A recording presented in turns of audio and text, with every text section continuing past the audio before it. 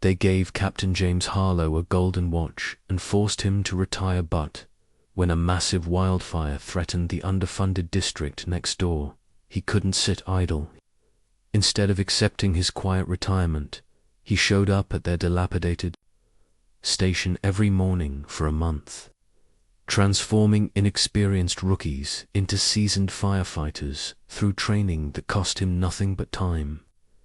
What would make a decorated fire captain risk everything, including legal action, to train strangers who couldn't pay him a dime? If this story touched your heart, please like, subscribe to our channel, and share your own experiences of defying expectations in the comments below. James Harlow set the golden watch on his kitchen counter without a second glance. 40 years of service reduced to a timepiece he'd never wear. The house felt emptier than usual tonight, the silence more pronounced. He moved to the living room window, watching darkness settle over the suburban street. The neighbors' children rode bikes in the fading light while sprinklers hissed on manicured lawns. Normal life continuing while his had just ended. Well, this is retirement, he muttered to himself, running a hand through his salt and pepper. Here, 2 years ago, when cancer took Margaret, James had thrown himself into work with renewed vigor. The firehouse became his sanctuary, the crew his family. Now that too was gone. He wandered into the kitchen, opened the refrigerator out of habit rather than hunger. The retirement party cake sat untouched on the middle shelf, the words happy retirement, Captain in blue frosting seeming to mock him. He closed the door without taking anything in the hallway. Framed photographs chronicled his life. James and Margaret on their wedding day. James receiving commendations. The crews he'd led over decades. The last photo showed him and Margaret at the Grand Canyon, her already thin from treatments but smiling bravely. Their final trip together. What now, Maggie? He whispered to the empty house. The next morning, James tried to embrace retirement. He made a list of projects: fix the leaky faucet, clean the gutters, organize the garage. By noon, he'd completed everything, his efficiency honed by years of emergency response, leaving him with hours to fill. He attempted fishing at the local lake, but returned after an hour. The solitude, too, reminiscent of his empty home. He considered volunteering at the community center, but couldn't bring himself to submit the application. Nothing felt right. A week passed this way, James waking before dawn out of habit, his body still on firefighter time.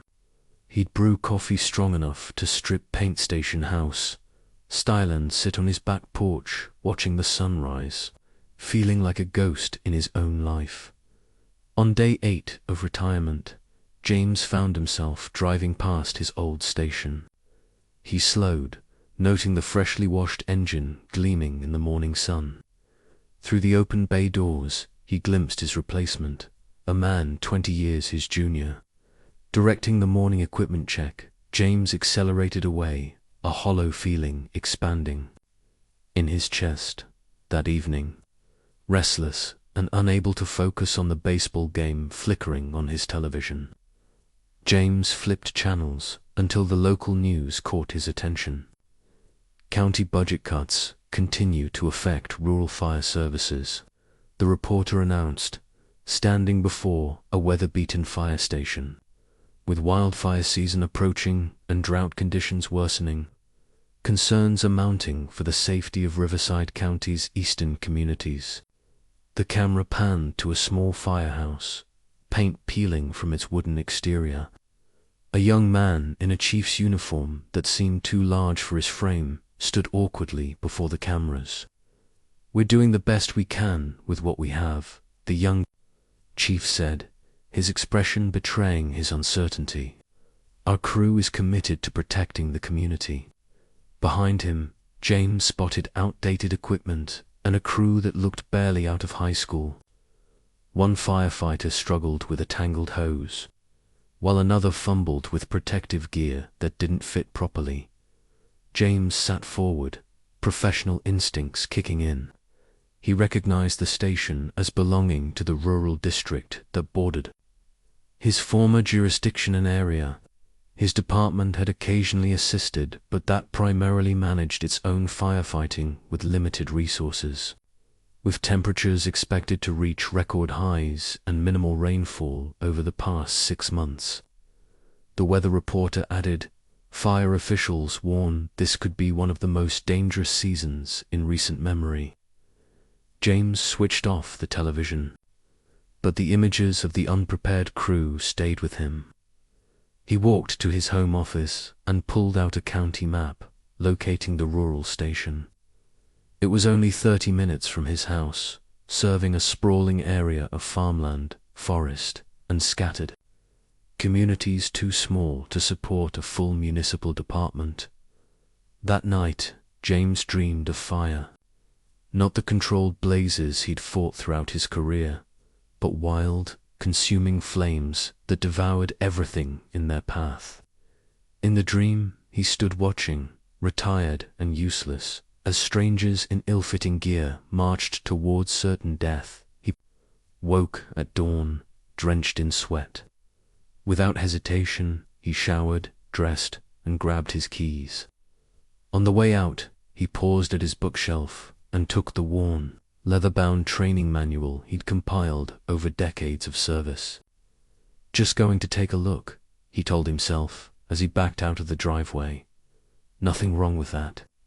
But even as he said it, James knew he was lying to himself. Retirement might have been forced upon him, but what he did with that retirement was still his choice. The Riverside Rural Fire District station looked even worse up close.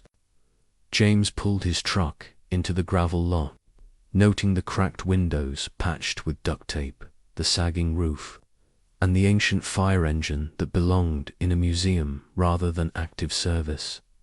"Can I help you?" a voice called from the open bay. James stepped from his truck, squinting in the morning sunlight. "Just passing by. Thought I'd stop in." A young man in his early 30s approached, wiping greasy hands on a rag. Despite the informal work clothes, James recognized the chief's insignia on his faded department cap. "Chief Rodriguez." The man introduced himself, extending a hand. "Miguel Rodriguez." "James Harlow," he replied, shaking the offered hand. He didn't mention his former rank. Rodriguez's eyes widened slightly. "Captain Harlow, from County Central." "Former captain," James corrected. "Retired last week." "Hell of a career," Rodriguez said, genuine admiration in his voice. "What brings you out to our neck of the woods?" James hesitated, suddenly feeling foolish. What was he doing here? Just adjusting to retirement. "Thought I'd see how things run in different districts." Rodriguez laughed, a short, harsh sound. "Not well, as you can see. Come on in, I'll give you the tour. Won't take long, we don't have much." The interior of the station confirmed James's worst fears. Equipment decades out of date, half of it jury-rigged with makeshift repairs. The dormitory held 6 bunks for a district that should have had at least 12 firefighters per shift. The kitchen consisted of a hot plate and mini-fridge, nothing like the full facilities that supported round-the-clock shifts at his former station. "How many personnel do you have?" James asked, watching 2 young firefighters struggle to properly coil a section of hose. 12 total, including me," Rodriguez answered. "Never more than 4 on a shift. Budget can't support more. And your coverage area? 200 square miles, mostly rural, some forest, about 8,000 residents spread out across farms and 5 small communities." James let out a low whistle. His former station had covered less territory with triple the personnel and modern equipment. Response times must be challenging, he observed diplomatically. Rodriguez's expression darkened. That's one way to put it. Last major fire took us 28 minutes to reach the Sanderson farm. Lost the barn and nearly the house. County says we're lucky to have a station at all. In the vehicle bay, a young woman with dark hair pulled into a tight ponytail was inventorying a medical kit. She looked up as they passed, her eyes sharp and assessing. Ellie, Rodriguez called. Meet Captain Harlow. He used to run County Central. The young woman straightened immediately. Sir, she said with formal respect that suggested military background. Just James now, he corrected gently. You're EMT certified. Working on paramedic, she replied. Taking classes online when I can. James nodded approvingly. County could use more paramedics. If we can afford to keep her, Rodriguez muttered. Budget review next month might cut another position. The tour continued through the dispatcher's officer, single desk with outdated radio equipment, the rudimentary training room with folding chairs and a whiteboard marred by permanent marker stains. Outside again, James noted the parched landscape surrounding the station. The drought had left the nearby fields golden brown, perfect tinder for any spark. Weather Service is predicting the worst fire season in decades, James commented, gazing at distant hills already showing the stress of water shortage. Tell me about it, Rodriguez sighed, following his gaze. I've got 3 rookies who've never seen a real wildfire. Equipment that breaks down weekly, and response times that keep me up at night. A sudden commotion from inside the station interrupted them. A young firefighter burst through the door, red-faced and breathless. Chief. Got the coupling stuck again on engine 2. Can't get the pressure regulator attached. Rodriguez closed his eyes briefly, fatigue evident in every line of his face. I'll be right there, Denny. He turned to James with an apologetic shrug. Duty calls. Thanks for stopping by, Captain. Enjoy your retirement. James watched him jog back into the station, the weight of responsibility visible in his hurried stride. The young chief was doing his best, but his best might not be enough when fire season hit in full force. In his truck, James sat with the engine off, staring at the weathered station. He thought about driving home, about his empty house and empty days stretching before him. He thought about the golden watch sitting uselessly on his counter. Then he reached into the passenger seat and picked up his training manual. The forecast on his truck radio confirmed his fears as he started the engine. Double quotes, ... continuing drought conditions with above-average temperatures expected for the next 30 days. Officials urge extreme caution with any potential fire sources as vegetation moisture levels reach critical lows. James made a decision. He didn't turn toward home. Instead, he drove to the hardware store in town, mental calculations already forming. If the county wouldn't properly equip these firefighters, and his former department wouldn't help, then maybe a retired captain with nothing but time could make a difference before it was too late. James arrived at Riverside Station the next morning, carrying his training manual and a box of supplies from the hardware store. A different crew was on shift, but the same disorganization greeted him. 2 firefighters were attempting to test hydrant pressure using outdated gauges, arguing over contradictory readings. You're holding it wrong, insisted a stocky young man with a buzz cut. The gauge is busted, Tyler, replied his colleague, a lanky redhead. Has been for months. Neither noticed James watching until he cleared his throat. The seal's worn out, he said, pointing to the rubber gasket. Water's escaping before it hits the pressure sensor. They turned, startled. "Who are you?" Tyler demanded. "James Harlow. I was at County Central until last week." Recognition dawned on the redhead's face. "The Captain Harlow. 27 years as captain." 28, James corrected. "Is Chief Rodriguez around?" "Office." Tyler jerked his thumb toward the station, eyeing James suspiciously. "What's in the box?" "Solutions," James replied cryptically. Walking past them, he found Rodriguez buried in paperwork, looking like he hadn't slept. The young chief glanced up, surprise quickly replaced by wariness. "Captain Harlow, didn't expect to see you again." James set the box on the cluttered desk. "Call me James, and I couldn't stop thinking about your situation here." Rodriguez's expression hardened. "We don't need charity." "Good, because I'm not offering any." James pushed the training manual forward. "I'm offering knowledge, experience. We have training protocols. Do you? Because your crew was just arguing over a pressure gauge they don't know how to read properly." Rodriguez flushed. "We make do with what we have." "Making do gets people killed during fire season." James opened his manual to a dog-eared page. "Your team needs proper training before the dry lightning starts. And you're volunteering out of the goodness of your heart." Rodriguez's tone was skeptical. "I'm volunteering because I've got nothing but time, and your crew isn't ready." Rodriguez stood abruptly. "My people worked harder than anyone. Budget cuts, outdated equipment, covering territory that should have 3 stations. We're doing our best."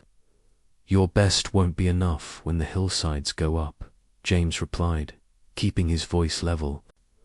"I've fought fires in this county for 40 years. I've recovered bodies of firefighters who were doing their best with inadequate training." The office fell silent except for the crackle of the dispatch radio. Finally, Rodriguez sighed. "Follow me." He led James to the training room where the morning briefing was about to start. 6 firefighters, including Tyler, the redhead, and Ellie from yesterday, looked up curiously. "Everyone, this is Captain James Harlow, retired from County Central last week," Rodriguez announced. "He thinks our training isn't up to standard." The atmosphere instantly chilled. James recognized the defensive posture that came from pride, mixed with insecurity. "With all due respect, sir," Tyler spoke up, "we're certified and qualified." On paper, James agreed. "But certifications don't put out fires." "We've managed so far," another firefighter muttered. "Because you've been lucky." James replied bluntly. "This drought's the worst in 30 years. We're not for major fire hits. Luck won't cut it." Ellie leaned forward. "What exactly are you suggesting, Captain?" Before James could answer, commotion erupted in the vehicle bay. Rodriguez hurried out, the others following. James trailed behind to find a firefighter he hadn't met struggling with a tangled rope rescue system, nearly dropping essential equipment. "Jesus, Proctor," Tyler exclaimed. "That's the only functional pulley system we have." The young man, barely 20, James guessed, fumbled nervously, making the tangle worse. James stepped forward instinctively. "Stop. You're creating a constriction." "Point." He took the rope, demonstrating the proper handling technique. "Lay it out methodically. Identify the knot points, then work backward." Within 60 seconds, he had untangled the mess and properly stowed the equipment. "That's a procedure you just did in one," Ellie observed quietly. "It's basic rope management," James replied. "Should be muscle memory for every firefighter." Rodriguez watched the exchange, his expression conflicted. The room fell silent as James turned to face him. "I'm not here to criticize or take over," James said. "I'm here because people will die if nothing changes. Maybe your crew, maybe civilians." He took a business card from his wallet, one of the few remnants of his former position, and wrote his cell number on the back. "Think about it," he said, handing it to Rodriguez. "No strings attached, no cost. Just training from someone with 4 decades of experience." He walked out without waiting for a response, feeling their eyes on his back. Outside, he paused by his truck, wondering if he'd overstepped. Maybe retirement was making him desperate. To feel useful, to hold on to a career that had already let him go. As he opened his truck door, he heard footsteps behind him. "Captain Harlow." He turned to find Ellie standing there, arms crossed. "I joined this department because it was the only one hiring without experience," she said. "My dad was a firefighter in Oregon. Died in a forest fire when I was 12, said in his last letter that proper training was what kept him alive as long as it did." James waited, sensing there was more. "Most of us know we're unprepared," she continued, "but pride's a hard thing to swallow. Chief Rodriguez carries too much on his shoulders already." "And what about you?" James asked, a small, determined smile. "I don't want to die like my dad did. If you're offering real training, I want it." James nodded slowly. "Talk to your chief. Let him know the offer stands." As she walked back to the station, James climbed into his truck, suddenly feeling every one of his 65 years. He'd done what he could. The rest was up to them. He was halfway home when his cell phone rang, an unknown number flashing on the screen. "Harlow," he answered. "It's Rodriguez." The chief's voice was tight. "When can you start?" 3 days passed before James heard from Rodriguez again. He'd begun to think the chief had changed his mind when his phone finally rang. "We've got a situation," Rodriguez said without preamble. "Brush fire off County Road 22, about 2 miles from the Jenkins farm." James was already reaching for his keys. "How bad?" "Initial report says to acres, spreading with the wind. It's our 3rd call today. Equipment issues on the first 2. Crews stretched thin." "I'm on my way," James said, though he had no official standing to respond. Old habits died hard. "Just to observe," Rodriguez clarified firmly. "Insurance doesn't cover unauthorized personnel." James agreed, but still drove faster than strictly necessary. The smoke was visible from miles away, dirty smudge against the clear blue sky. He followed the plume to County Road 22, where the rural district's aging fire engine was already deployed. 2 firefighters were attempting to establish a perimeter, while a 3rd struggled with a portable pump that refused to prime. James parked well back from the scene and approached on foot. He spotted Rodriguez coordinating with a sheriff's deputy about potential evacuations. The chief looked haggard, tension evident in every movement. The fire itself was small by wildland standards, perhaps 3 acres now, but the drought-stricken brush was burning hot and fast. Worse, the wind was pushing it toward a stand of trees that would accelerate the spread exponentially if ignited. James observed silently, hands clasped behind his back to resist the urge to take over. He'd promised only to watch. That promise became harder to keep as he spotted critical mistakes. The firefighters were attacking from the wrong direction, allowing the wind to drive flames toward them. The perimeter they'd established was too narrow, inadequate for the rate of spread. And the firefighter with the portable pump proctor, the young man from earlier, was becoming increasingly frantic as the equipment failed. The radio crackled with Rodriguez's voice. Ellie, Tyler, fall back and establish a second line 50 yards downwind. Proctor, get that pump working or switch to the backup. Chief, backups, still on the engine from this morning's call. Tyler's voice replied. Damn it, Rodriguez muttered, then keyed the radio again. Maintain position, but be ready to retreat. I'm coming with the engine. James watched Rodriguez jog toward the fire engine, leaving the deputy to manage civilian traffic. The chief was spreading himself too thin, trying to fill multiple roles simultaneously. A sudden shift in the wind sent flames leaping toward Proctor, who was still struggling with the pump. The young firefighter stumbled backward, dropping the equipment as fire surged around a scrub oak. His turnout gear would protect him briefly, but panic was clearly setting in. James broke into a run before conscious thought intervened. Drop and roll away, he shouted, his command voice carrying over the fire's roar. Proctor hesitated, then followed the instruction, rolling laterally away from the advancing flames rather than backing up, which would have trapped him against a barbed wire fence. James reached him seconds later, hauling him to his feet and dragging the pump with them to safer ground. The primer's flooded, James explained quickly, examining the equipment. You've got air in the line. Watch. With practiced movements, he cleared the system, reprimed the pump, and had water flowing in under 30 seconds. Take this line and work the eastern edge, he instructed.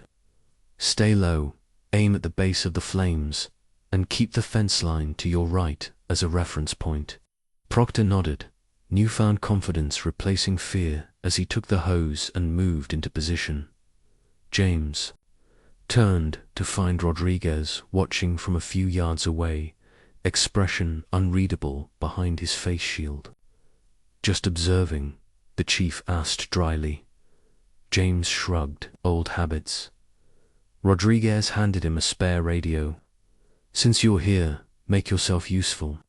Take incident command while I move the engine to support the western flank for the next hour. James directed operations from a vantage point that gave him clear sightlines to all sectors. He coordinated the crew's movements with the practiced ease of a veteran commander, identifying priority areas and anticipating the fire's movement. Under his guidance, the team established proper containment lines, utilized natural fire breaks effectively, and prevented the flames from reaching the critical stand of trees. By dusk, they had the fire fully contained at just under 5 acres a success, by any measure given their limited resources. As the crew performed mop-up operations, James joined Rodriguez by the engine. The younger man was removing his helmet, sweat-soaked hair plastered to his forehead.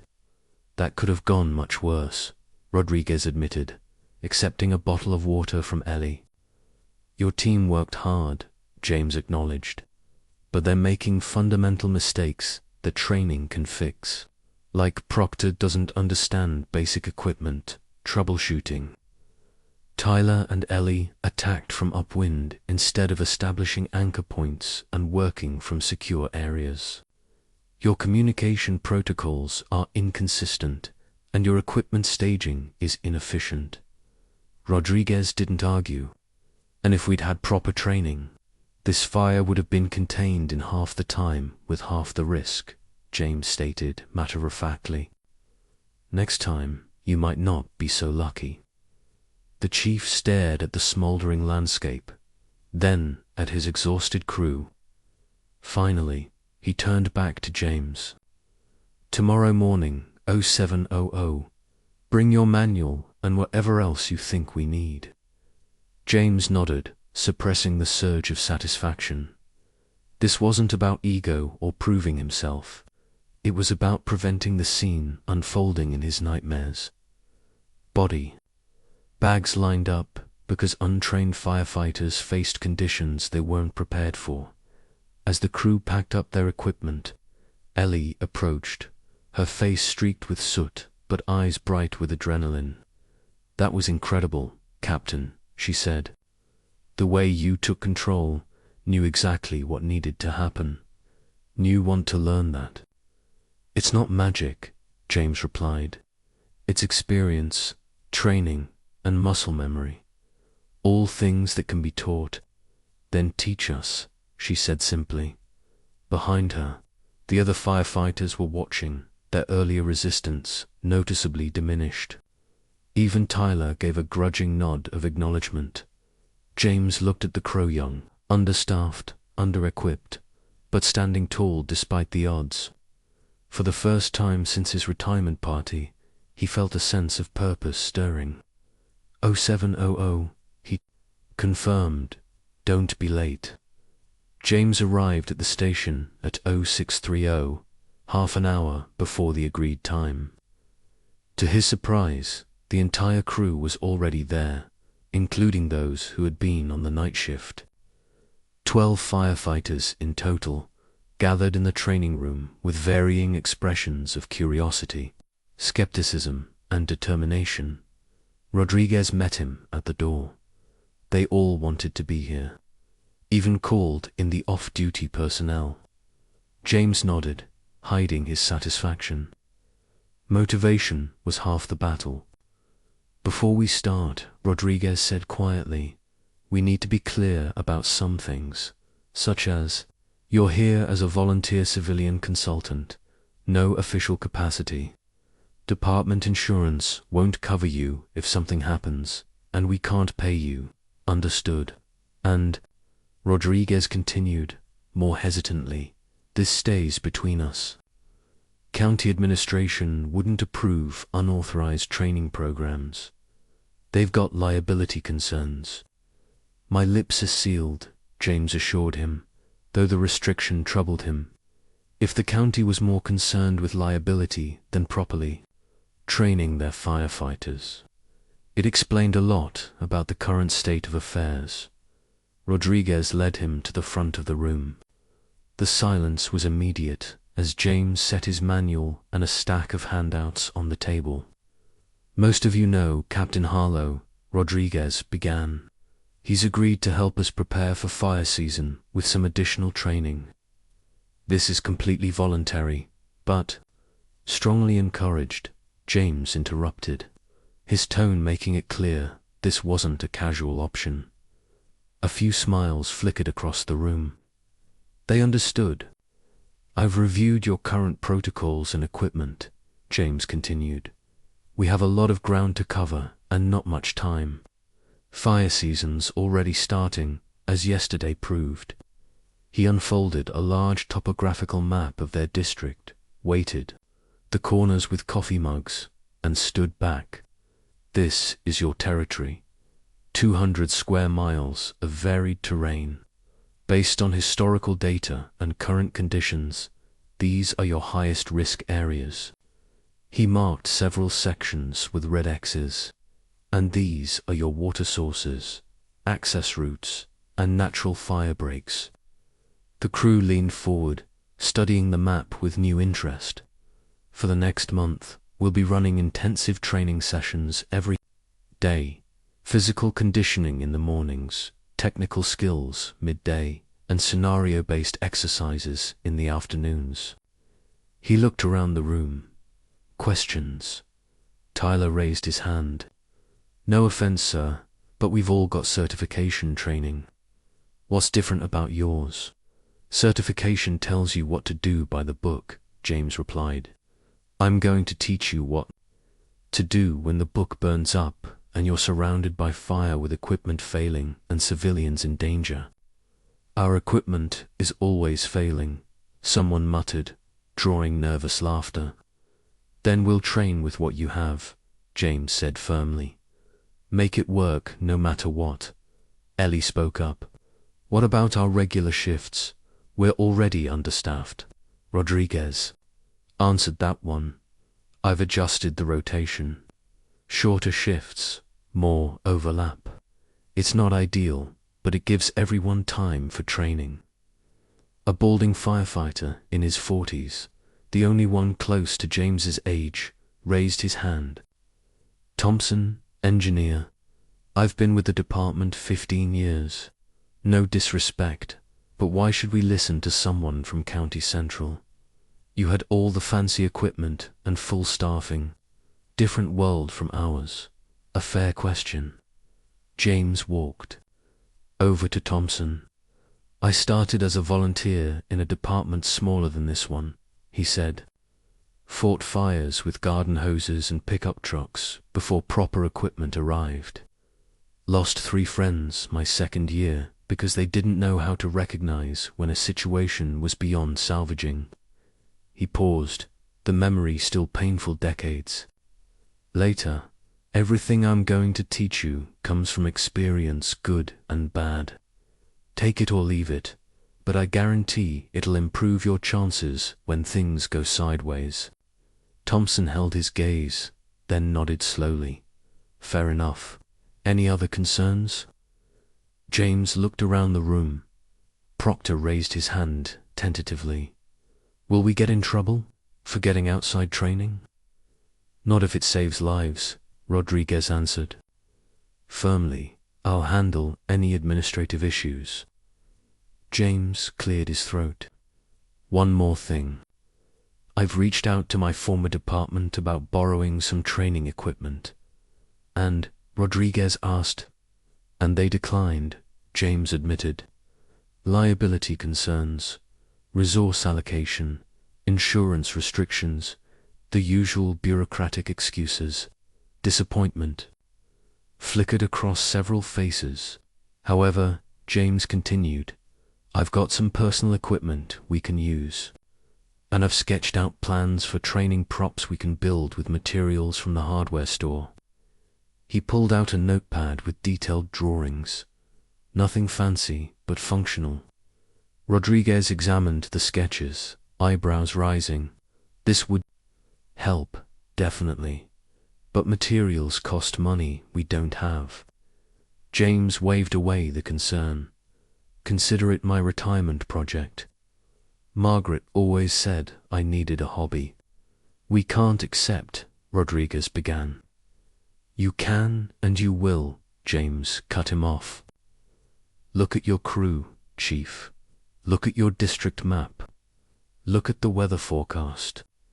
Can you afford to turn down any advantage right now?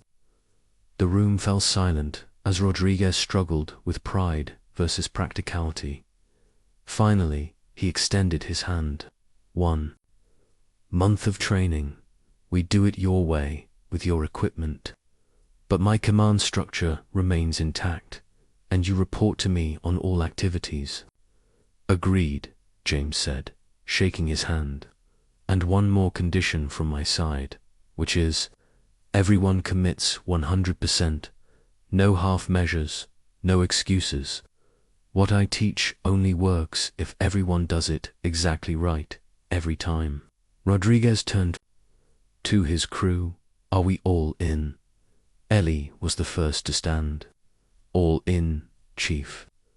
One by one, the others rose, even Thompson with his initial skepticism. Last was Tyler, who seemed to be weighing his options before finally standing. All in, he echoed. But this better be worth it. James smiled thinly. Oh, it will be. Now, everyone outside. Physical assessment starts in 5 minutes. I need to know what I'm working with. As the firefighters filed out, Rodriguez hung back. Thank you, he said quietly. I know you didn't have to do this. James shrugged. Retirement wasn't agreeing with me anyway. What he didn't say was how right this felt. How for the first time since being handed that golden watch, he felt like himself. Again, there was purpose here. A chance to pass on what he knew before it was too late. Outside, he watched the crew lining up for the assessment. Young faces nervous but determined. 1 month to turn them into a cohesive, capable unit. 1 month before, the worst of fire season hit. It wasn't much time, but it would have to be enough. The first official training day began with a brutal wake-up call. James arrived to find half the crew moving sluggishly, still tired from their shifts. He offered no sympathy. "Fire doesn't care if you're tired," he announced, setting up a series of stations in the back lot. "When your life depends on it, you need to function at full capacity, regardless of how you feel." The physical assessment had revealed what he'd feared. While most of the crew was reasonably fit, their endurance was lacking, and their technique was inefficient. Wasted energy could be fatal when every breath counted in a smoke-filled environment. "Today we're focusing on fundamentals," James explained. "Proper body mechanics, equipment handling, and air conservation. Everything builds from there." He started with breathing exercises, teaching them to control their oxygen consumption under stress, then moved to gear donning, timing each firefighter. As they suited up, 90 seconds for Tyler. Not bad, but not good enough. He reset the stopwatch.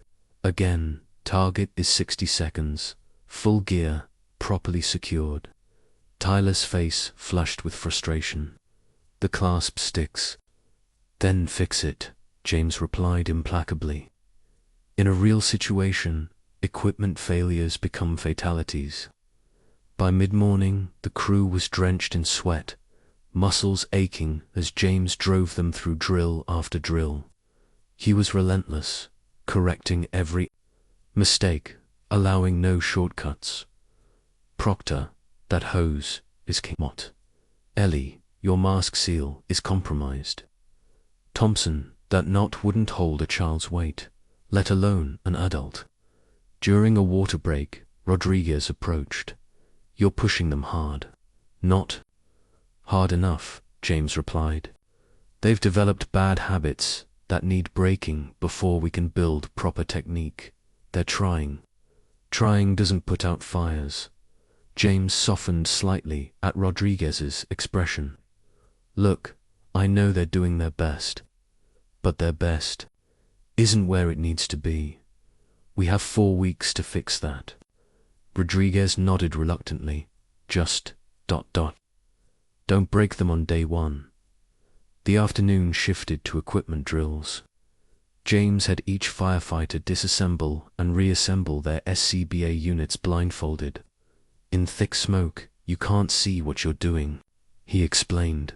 "Your hands need to know your equipment like you know your own body." Proctor struggled the most, his fingers fumbling with connections that should have been second nature. After his third failed attempt, his frustration boiled over. "This is bullshit. We don't have time for this kind of drill." The others fell silent, watching for James's reaction. "You don't have time?"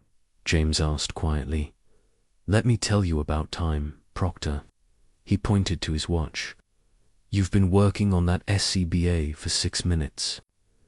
In a real fire, you'd have been dead for 4 of those minutes." He stepped closer, his voice low but intense. 3 years ago, I pulled a firefighter from a warehouse collapse. His SCBA was damaged by falling debris. Know what he did?" Calmly. "Switched to his backup regulator by feel, in total darkness, with a broken arm. He'd practiced until it was automatic. That's why he walked out alive while 2 others didn't." The young firefighter's anger deflated. "Now," James continued, "are you going to tell me again that you don't have time for this drill?" "No, sir." Proctor mumbled. "Good. Start over. Thompson, help him identify the connection points by touch." By day's end, the crew was exhausted but had made tangible progress. Even Tyler had grudgingly improved his gear donning time to 70 seconds. James gathered them for a final briefing. Today was about identifying weaknesses. Tomorrow we fix them. Get rest, stretch sore muscles, and be ready at 0700. As they dispersed, Ellie lingered behind. Captain, can I ask you something? Go ahead. The protocols you're teaching there different from our standard procedures. James nodded. Standard procedures assume standard conditions and functioning equipment. I'm teaching you to adapt when reality doesn't match the textbook. Is that why you keep drilling fundamentals? So we can improvise from a solid foundation. A smile touched his lips. Exactly. Most firefighter deaths happen not because they didn't know what to do, but because stress and fatigue made them forget the basics. Ellie considered this. My dad used to say similar things in his letters, that the routine things done perfectly were what kept him alive. Your father was right. I have some of his notebooks, training logs, observations from different fires. Would you look at them sometime? Tell me if his techniques match what you're teaching. James was touched by the request. I'd be honored. After Ellie left, James surveyed the training area, already planning tomorrow's drills. He'd seen potential today beneath the mistakes and bad habits. The raw material was there, he just needed to shape it. And quickly, in his truck, he checked his phone to find 3 missed calls from his former station. He sighed, knowing what they'd be about, but returned the call anyway. Battalion Chief. Donovan answered a crisp voice. It's Harlow. Got your messages. James. Donovan's tone warmed slightly. How's retirement treating you? Fine. No need to elaborate. Good. Listen, there's some concern about rumors we're hearing. Something about you running training sessions over at Riverside Rural. James's jaw tightened. I wasn't aware my retirement activities were department business. They're not, officially. But unofficially, there are concerns about liability. If you're representing yourself as county personnel, I'm not, James interrupted. I'm a private citizen volunteering with another department. A department? That falls under county oversight, Donovan reminded him. Look, James, no one's saying you can't help out occasionally. But a structured training program without proper authorization, They need help, Frank. You know how unprepared they are. A long pause. Yes, I do, and I sympathize. But there are channels for this kind of assistance. Channels that have repeatedly denied their requests for equipment and training. Another pause. Just be careful, James. You put in 40 good years. Don't jeopardize your retirement benefits over this. The implied threat was clear. James ended the call, tossing the phone onto the passenger seat in disgust. Tomorrow would be harder. The real work was just beginning. Breaking bad habits was merely the first step. Building proper techniques, instilling discipline, creating muscle memory that would save lives when chaos struck, that was the challenge ahead. And now he had to do it with his former department watching, looking for reasons to shut him down. No pressure. By the end of the first week, changes were already visible. The crew moved with greater efficiency, their equipment handling smoother, their communication crisper. But it was their attitude that had changed most dramatically. Growing confidence based on competence rather than bravado.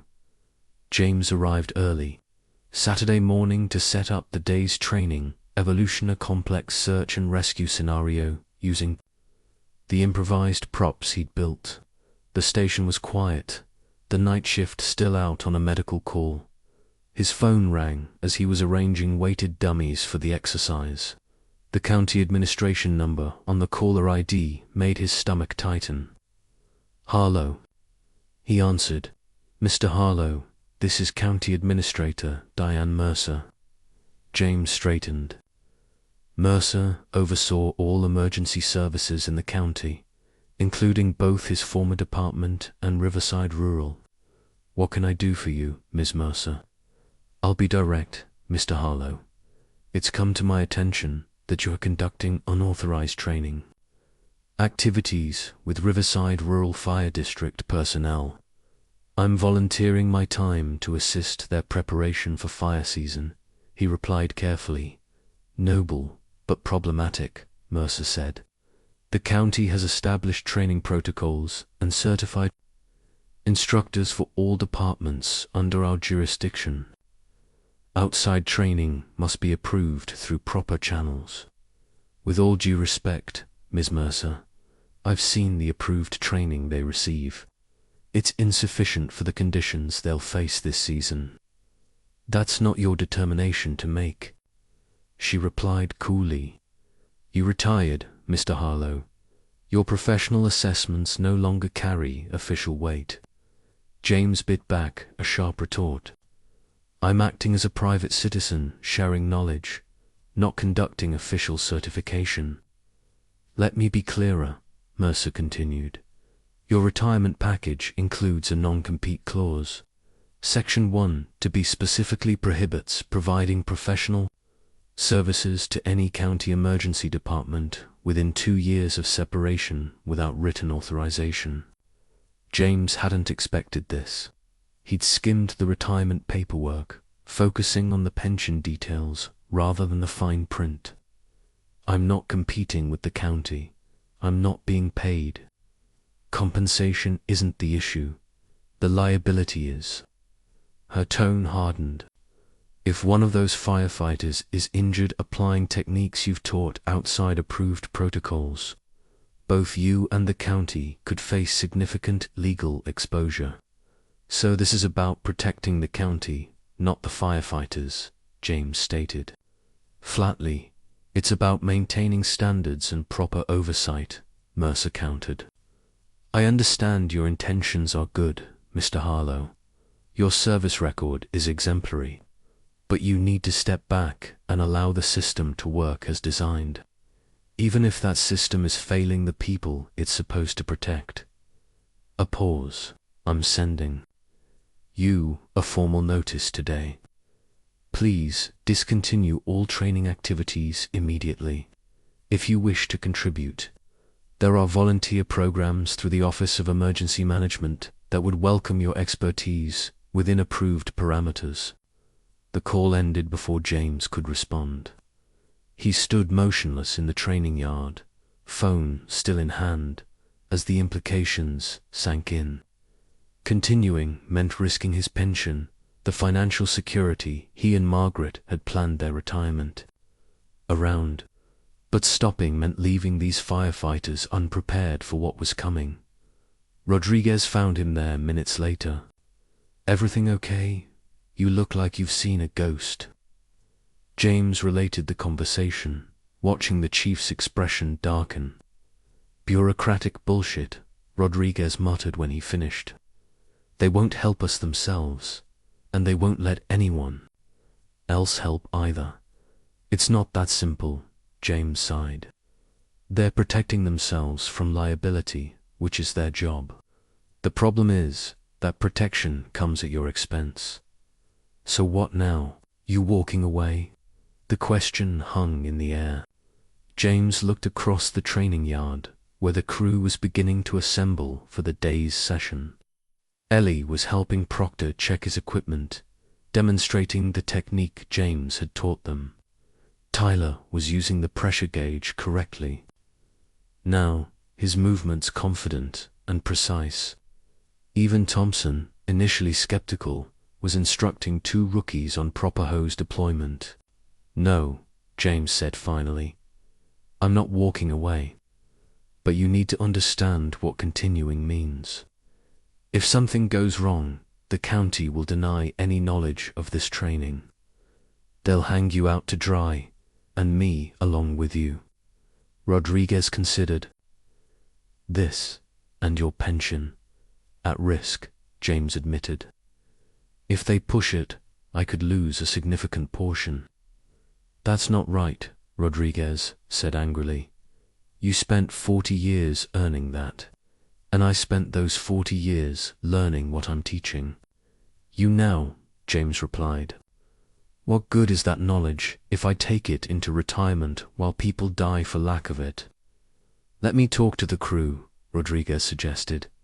They should have a say. It's their safety at stake. James nodded. Fair enough. They gathered the firefighters.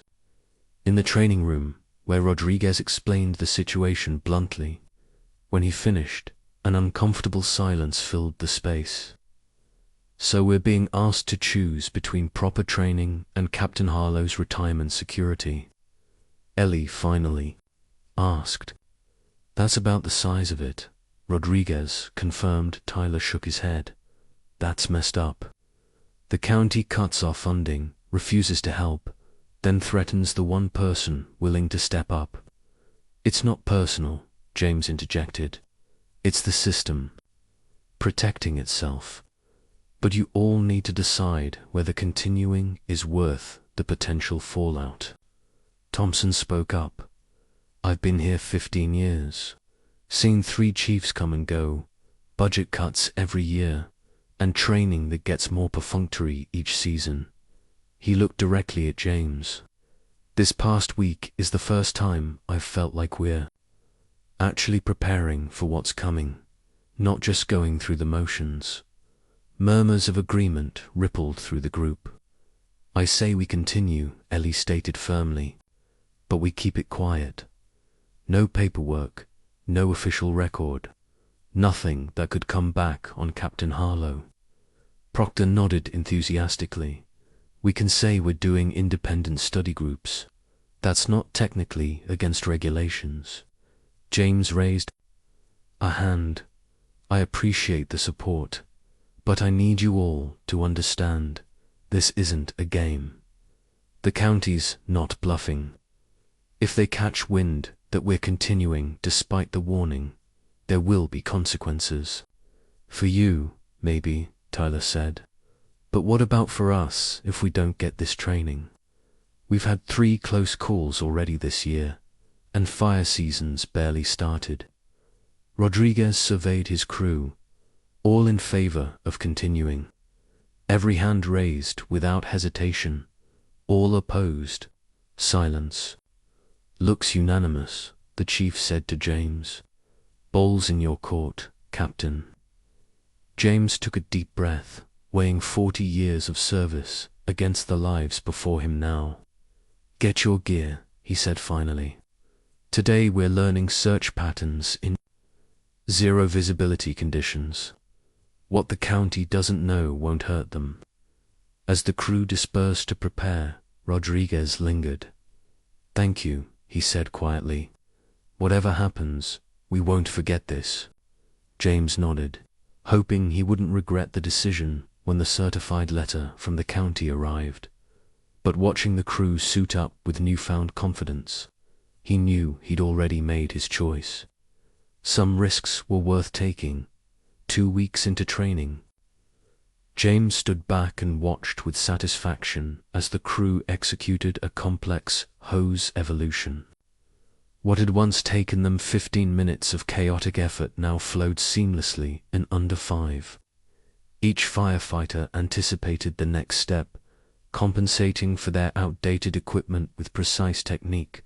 Night and day, Rodriguez commented. Joining James at the edge of the training ground, I barely recognize them. They had it in them all along, James replied. Just needed structure and confidence. The crew had settled into the intensive regimen, their initial resistance replaced by determination. Even Tyler, the most skeptical, had become one of the most dedicated, staying after sessions for additional practice. Still nothing from the county, Rodriguez asked quietly. James shook his head. Just the certified letter restating what Mercer told me on the phone. I think they're hoping the threat alone is enough. Let's hope it stays that way. After dismissing the morning session, James reviewed his training plan for the afternoon. He was deep in thought when Ellie approached, carrying a worn leather binder. Captain, got a minute? She held up the binder. My dad's notebooks. I mentioned them before.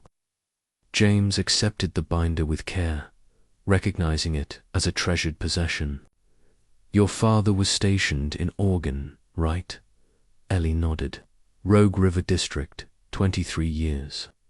Specialized in wildland firefighting. Pride and sadness mingled in her voice. He died protecting a firebreak when the wind shifted unexpectedly. James opened the binder, finding meticulously documented notes, diagrams, and observations spanning 2 decades of firefighting experience. The handwriting was neat, precise, the mark of someone who understood that clear communication saved lives. This is incredible, he said, scanning pages of tactical analysis. Your father was thorough. He wrote everything down. Said firefighting was too important to trust to memory alone. Ellie watched as James studied a particular diagram. That was his system for calculating spread rates in variable wind conditions. James nodded appreciatively. Smart, very smart. We could adapt this for your district's terrain. That's what I was hoping, Ellie said. I've tried implementing some of his techniques, but without understanding the underlying principles. We'll fix that, James promised, carefully returning the binder. Your father's knowledge shouldn't be lost. Bring this to afternoon training. We'll incorporate some of his methods. Ellie's smile was worth more than any paycheck. Thank you, Captain. After she left, James reflected on the connection forming with this crew. It wasn't just about training anymore, it was about passing on a legacy of knowledge, ensuring that what he and firefighters like Ellie's father had learned through hard experience wasn't forgotten. The afternoon session focused on wildland fire tactics, using Ellie's father's notebooks as a supplemental resource. James explained the principles of fire behavior in drought conditions, demonstrating how subtle changes in wind or humidity could transform a manageable blaze into a deadly inferno. The fire triangle: heat, oxygen, fuel. That's basic, he explained. But wildland fires add complexity. Terrain, weather, and vegetation type all interact to create unique conditions. Your district has 4 distinct vegetation zones, each burning differently. You need to recognize the signs before they become obvious. He had them practice reading smoke colors and patterns, identifying dangerous conditions before entering a fire zone, and establishing effective escape routes. The most dangerous words in firefighting are "I think it's safe," he told them. Never think, know, verify, communicate, then act. As the training progressed, James noticed Ellie's growing confidence. Her father's techniques gave her a connection to him, turning grief into something constructive. She was emerging as a natural leader, helping others master difficult concepts. During the water break, James's phone buzzed with a text from his old colleague, Frank Donovan.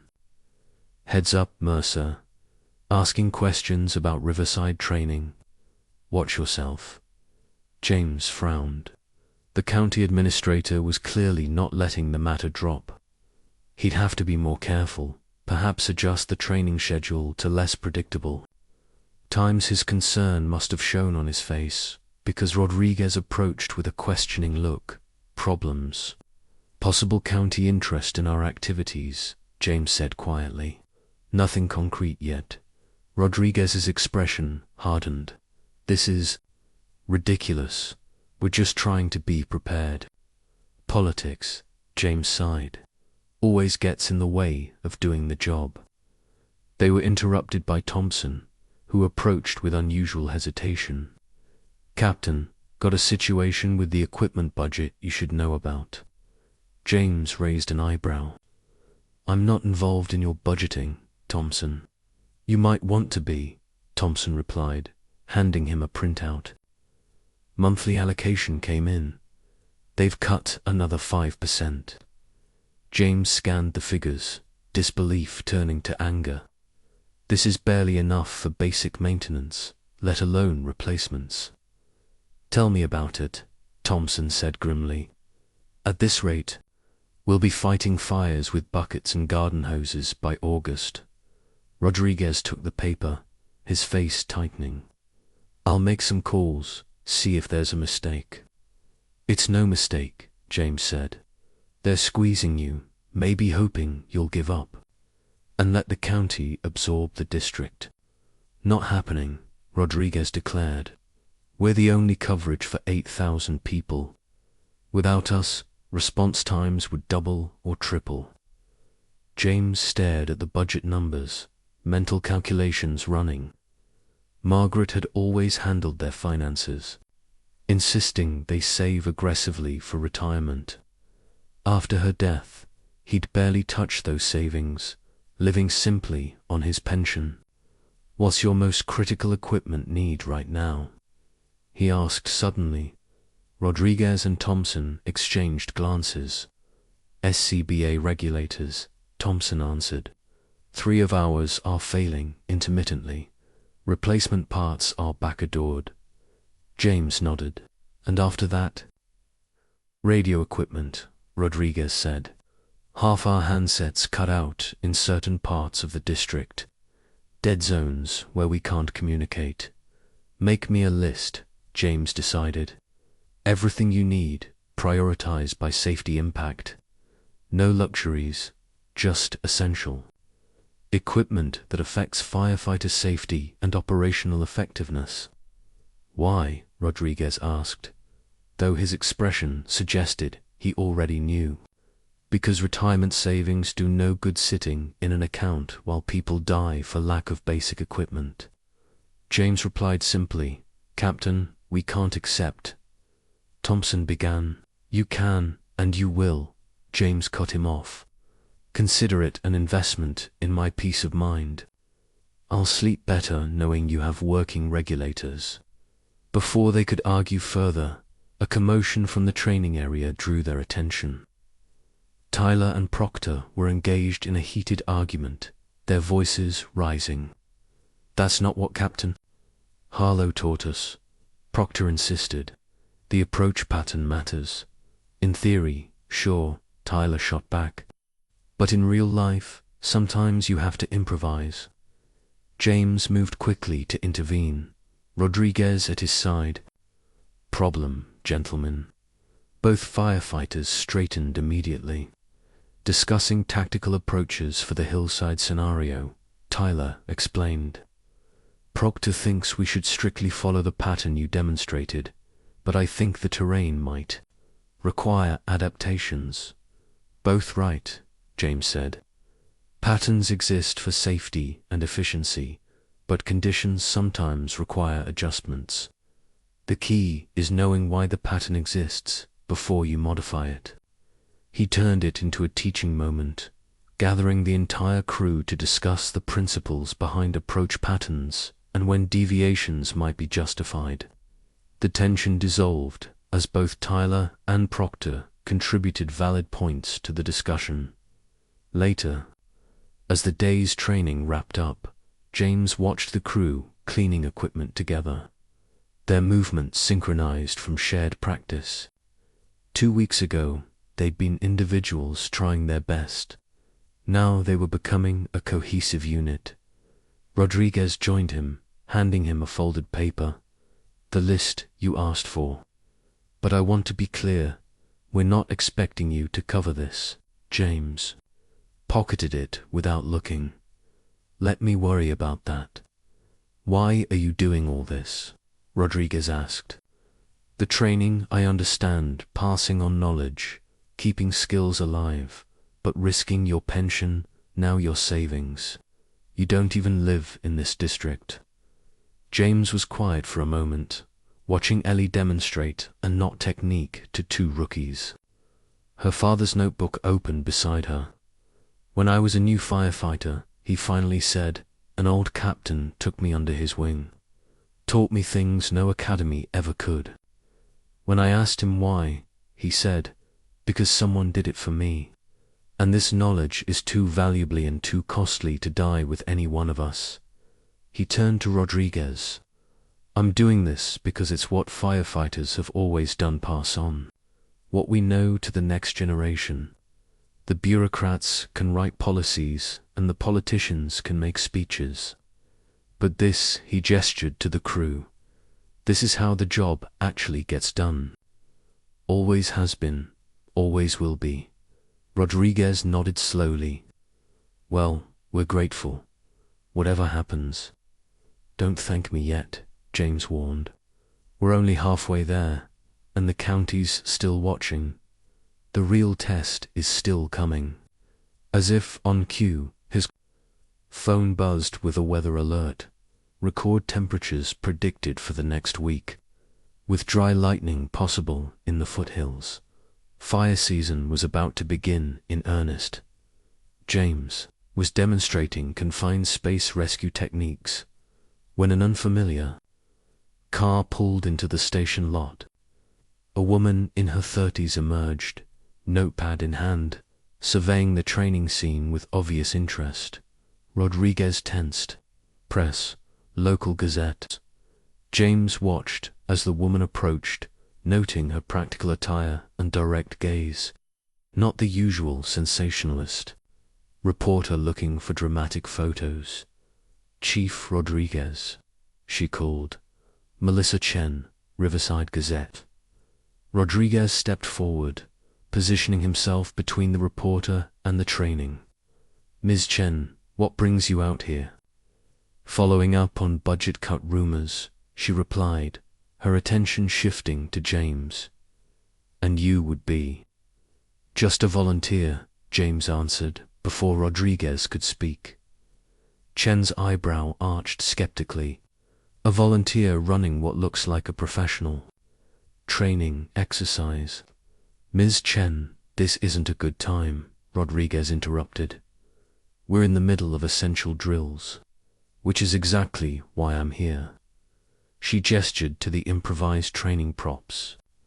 Word is your department's facing another round of cuts while attempting to prepare for what meteorologists are calling a potentially catastrophic fire season. James and Rodriguez exchanged glances. Someone was talking to the press. We manage with what we have, Rodriguez said carefully. Do you? Chen challenged, nodding toward the crew. Because my sources say, without recent improvements in your training protocols, this district would be dangerously unprepared. The training had paused, the firefighters watching the exchange with concern. Who exactly are your sources? James asked. Chen smiled. I protect my sources, Mr. Harlow, he conceded. James Harlow. Recognition flashed in her eyes. Captain Harlow from County Central. The one who retired last month after 40 years. James nodded reluctantly. Interesting, she made a note. So the county's most decorated fire captain is spending his retirement volunteering with the district that's repeatedly been denied adequate resources. There's a story there. There's no story, Rodriguez insisted. Captain Harlow is generously sharing his expertise, that's all, with homemade training props and after-hours sessions that don't appear in any official logs. Chen persisted. My sources say the county administration specifically prohibited this training program. James stepped forward. Ms. Chen, whatever story you're pursuing could jeopardize necessary preparation for these firefighters. I'd ask you to consider the potential consequences. Consequences like preventable tragedies when undertrained firefighters face conditions they're not prepared for, she countered. Or consequences like political embarrassment for administrators who've consistently shortchanged rural districts. Her directness surprised him. This wasn't a casual inquiry. May I observe your training? She asked unexpectedly. Before I write anything, I'd like to understand what you're doing here. Rodriguez began to refuse, but James raised a hand. Actually, that might be beneficial. See firsthand what these firefighters are up against. After a brief, tense consultation, Rodriguez reluctantly agreed.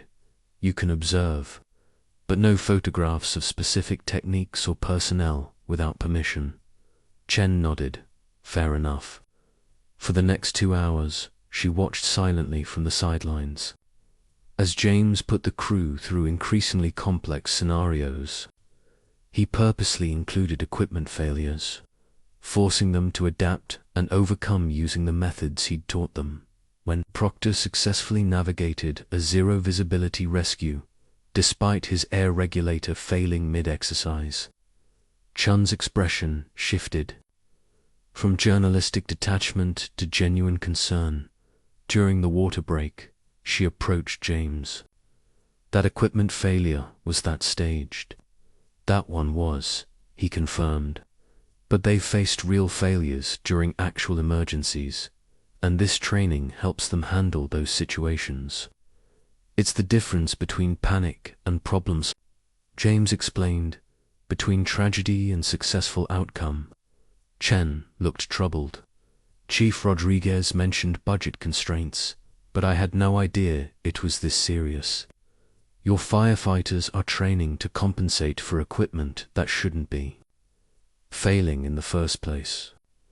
Welcome to rural firefighting, James said dryly. After the session ended, Chen requested interviews with James and Rodriguez. In his office, the chief hesitated. Before we do this, you should know the potential consequences. The county administration has explicitly warned against this training program because of liability concerns, Chen guessed. Officially, James confirmed. Unofficially, it's about control and resource allocation. And you're risking, what exactly? James exchanged glances with Rodriguez. My pension could be affected. If the county enforces certain clauses in my retirement agreement. Chun's eyebrows rose. You're risking your retirement security to train these firefighters. I'm investing my experience where it's needed most, James corrected. She studied him for a moment, then turned to her notebook. Tell me everything from the beginning.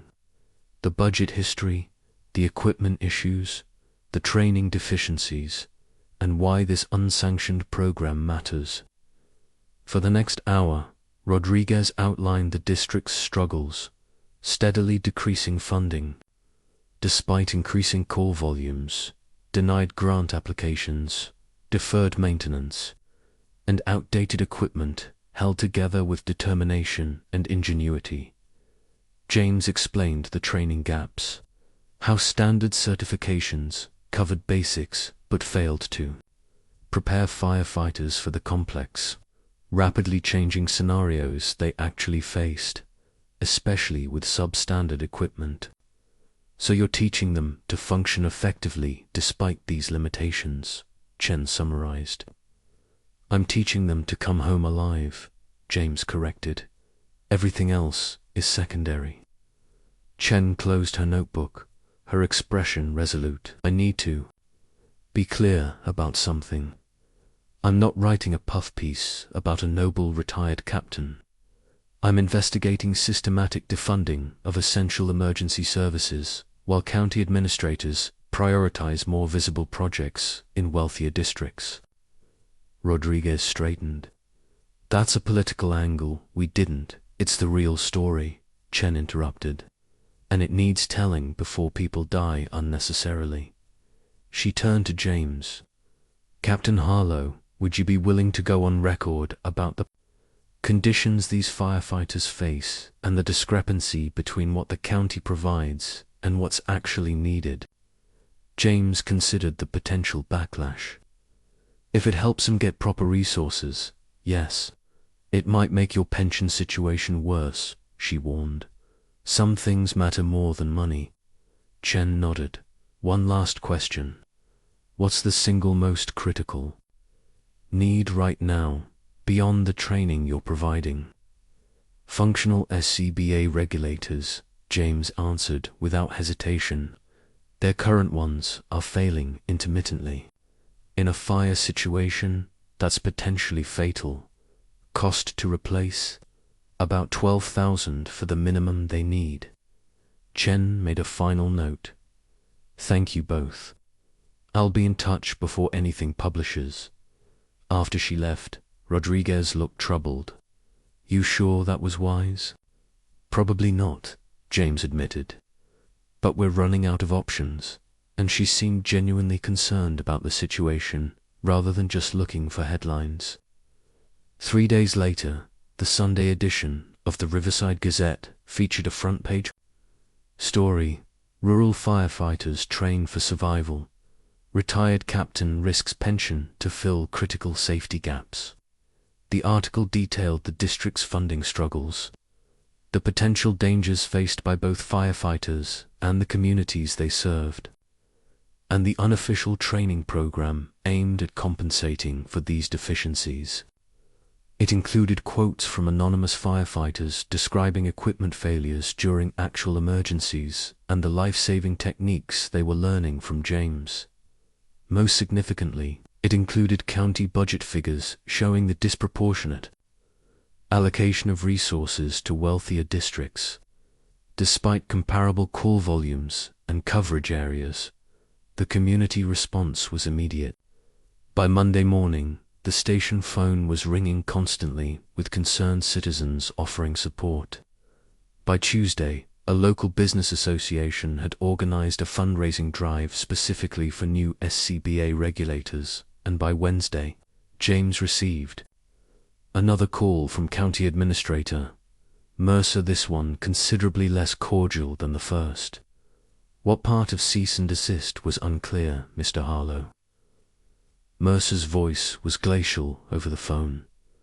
James stood in Rodriguez's office, the call on speakerphone so the chief could hear. I understood perfectly, Ms. Mercer. I simply disagreed with the directive. This isn't a matter of agreement or disagreement. It's county policy, and you're in direct violation. A policy that prioritizes liability concerns over firefighter safety, James countered. A policy that ensures consistent, approved training standards across all districts, Mercer shot back. Standards established by professionals with current certifications, not retired personnel implementing personal methodologies. Rodriguez leaned forward. Ms. Mercer, this is Chief Rodriguez. With respect, those personal methodologies have already improved our operational capability significantly. Chief Rodriguez. Mercer's tone shifted slightly. I understand your position, but you're placing your department at risk. Unauthorized training invalidates your insurance coverage. If something goes wrong, something will definitely go wrong without this training, Rodriguez replied. We've had 3 equipment failures in the past month alone during active incidents. Captain Harlow's techniques are the only reason those situations didn't become casualties. A pause. The equipment issues are being addressed through proper channels, when Rodriguez demanded. We've had requisitions pending for 6 months. Fire season's already here. Budget allocations aren't instantaneous. Chief, there's a process that consistently shortchanges rural districts. James interrupted. The Gazette article made that pattern quite clear. Another, longer pause. Yes, about that article. The county executive is extremely displeased with the public airing of internal resource allocation decisions. It's generated unnecessary concern and misrepresents our commitment to all districts. The numbers don't lie, James said simply. Numbers without context can be misleading, Mercer replied. Regardless, Mr. Harlow, your actions have forced our hand. You'll be receiving formal legal notice today regarding violation of your retirement agreement. The county is prepared to take action regarding your pension if this unauthorized training continues. Rodriguez straightened. That's completely unjustified. It's explicitly justified by Section 12B of his retirement contract, Mercer countered. A contract Mr. Harlow signed voluntarily. A contract I didn't fully read, James admitted. My mistake. But threatening my pension doesn't change the facts on the ground. These firefighters need training your approved programs aren't providing.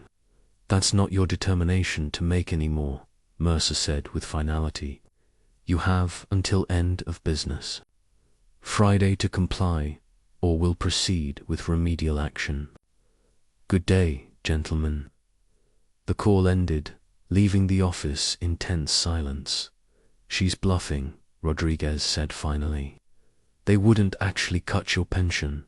The public relations disaster alone, they absolutely would. James interrupted. The county exec is up for re-election. He can't afford to look weak on policy enforcement, especially after that article made them look negligent. So what now? Before James could answer, a knock at the door interrupted them. Ellie entered, followed by Tyler and Thompson. Sorry, Chief, but the crew wants to talk to you both. It's important. Rodriguez sighed. Let me guess you overheard. Word travels fast in a small station, Ellie confirmed. Everyone knows about the threat to Captain Harlow's pension. James waved it away. My problem, not yours. With respect, sir, that's not how we see it, Tyler said. You've put everything on the line for us. We want to return the favor. How? We go public, Thompson suggested.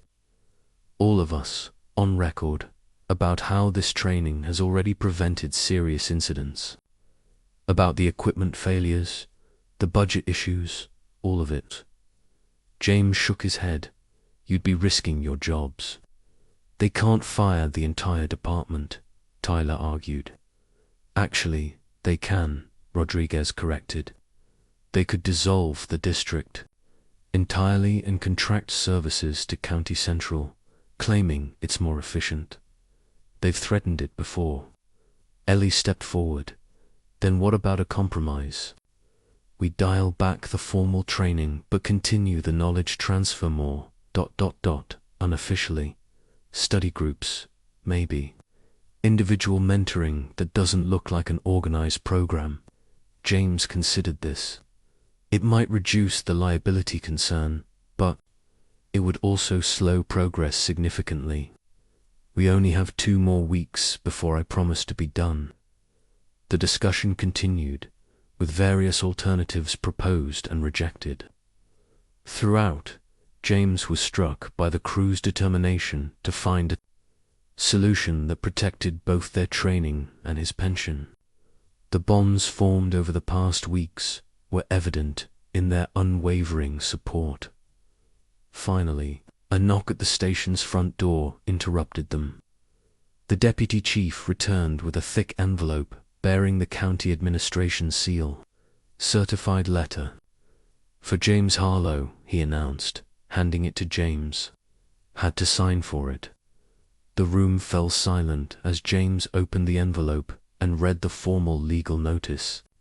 6 pages of legalese that essentially reiterated Mercer's warning, but with specific penalties outlined: suspension of pension payments pending review, potential reduction of benefits by up to 40%, and prohibition from any county facility without prior written authorization. They're not messing around, James said quietly, passing the document to Rodriguez. The chief scanned it, his expression darkening. This is severe. They're treating you like you committed misconduct, not like you tried to help a struggling department. Politics, James sighed, always trumps common sense. Ellie took the letter from Rodriguez, reading it with growing outrage. This is insane. They're threatening to take away your retirement security for making us safer. She looked up, determination in her eyes. We can't let this happen. It's not your battle, James replied. You made it our battle when you put your future on the line for us, Tyler said firmly. The least we can do is stand with you now. James was touched by their loyalty, but worried about the potential consequences. I appreciate the support, but rushing into this without a plan could make things worse for everyone. Thompson, who had been unusually quiet, spoke up. What if we take this to the county council meeting tomorrow night? Public comment session. We make our case directly to the elected officials, not the administrators. Bypass Mercer entirely, Rodriguez considered. It could work. The council members represent the communities we serve. They might be more sympathetic, especially after that newspaper article, or they might back their administrator completely, James cautioned. Don't underestimate bureaucratic solidarity. It's worth trying, Ellie insisted. What's the alternative? Give up the training that could save our lives, or let you lose your pension. Neither is acceptable. James looked around at their determined faces.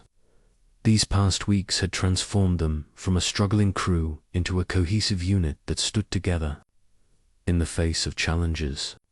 That alone made his efforts worthwhile, regardless of personal cost. All right, he conceded. We'll try the council meeting, but we need to be strategic. No emotional appeals, no accusations. Just facts about the training benefits, the equipment, issues, and a proposed solution that addresses the county's liability concerns. I'll draft talking points, Rodriguez offered. We'll need volunteers to speak. Hands went up around the room, including Tyler's, to James's surprise. You don't have to do this, James told them. This could get political, and that's not what firefighters signed up for. Actually, Thompson said, we signed up to protect our community. Sometimes that means fighting fires. Sometimes it means fighting budget cuts. Either way, we stand together. As they dispersed to prepare for the council meeting, James remained in the office with Rodriguez, the legal notice lying between them like a physical threat. You know, James said quietly, even if we win this battle, the war isn't over.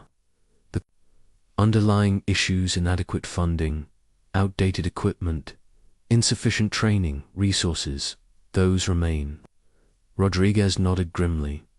One fight at a time, Captain. One fight at a time. The county council meeting never happened. At 4:17 that afternoon, the weather service issued an urgent update.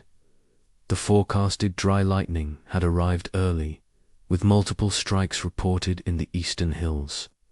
By 4:32, the first smoke sightings were called in. By 5 o'clock, 3 separate wildfires were burning in Riverside. Rural's jurisdiction. The station transformed instantly from training mode to emergency operations. James watched as Rodriguez coordinated the initial response, dispatching his limited resources with careful consideration. Lightning strike fires at Copperhead Ridge, Miller's Canyon, and the east slope of Blue Mountain, Rodriguez announced. Current size estimates under 5 acres each, but spreading with the wind. Tyler, take Engine 2 and 2 personnel to Copperhead. Thompson, you're on Miller's Canyon with the brush truck. Ellie, I want you coordinating with County Central for mutual aid. The rest of you, prepare for extended operations. James stood back, not wanting to interfere with the command structure. This was Rodriguez's department, his responsibility, but the chief beckoned him over. I could use your experience here, Rodriguez said quietly. Not as incident commander, but as advisor. James nodded. Whatever you need. Right now, I need assessment. These initial reports are limited.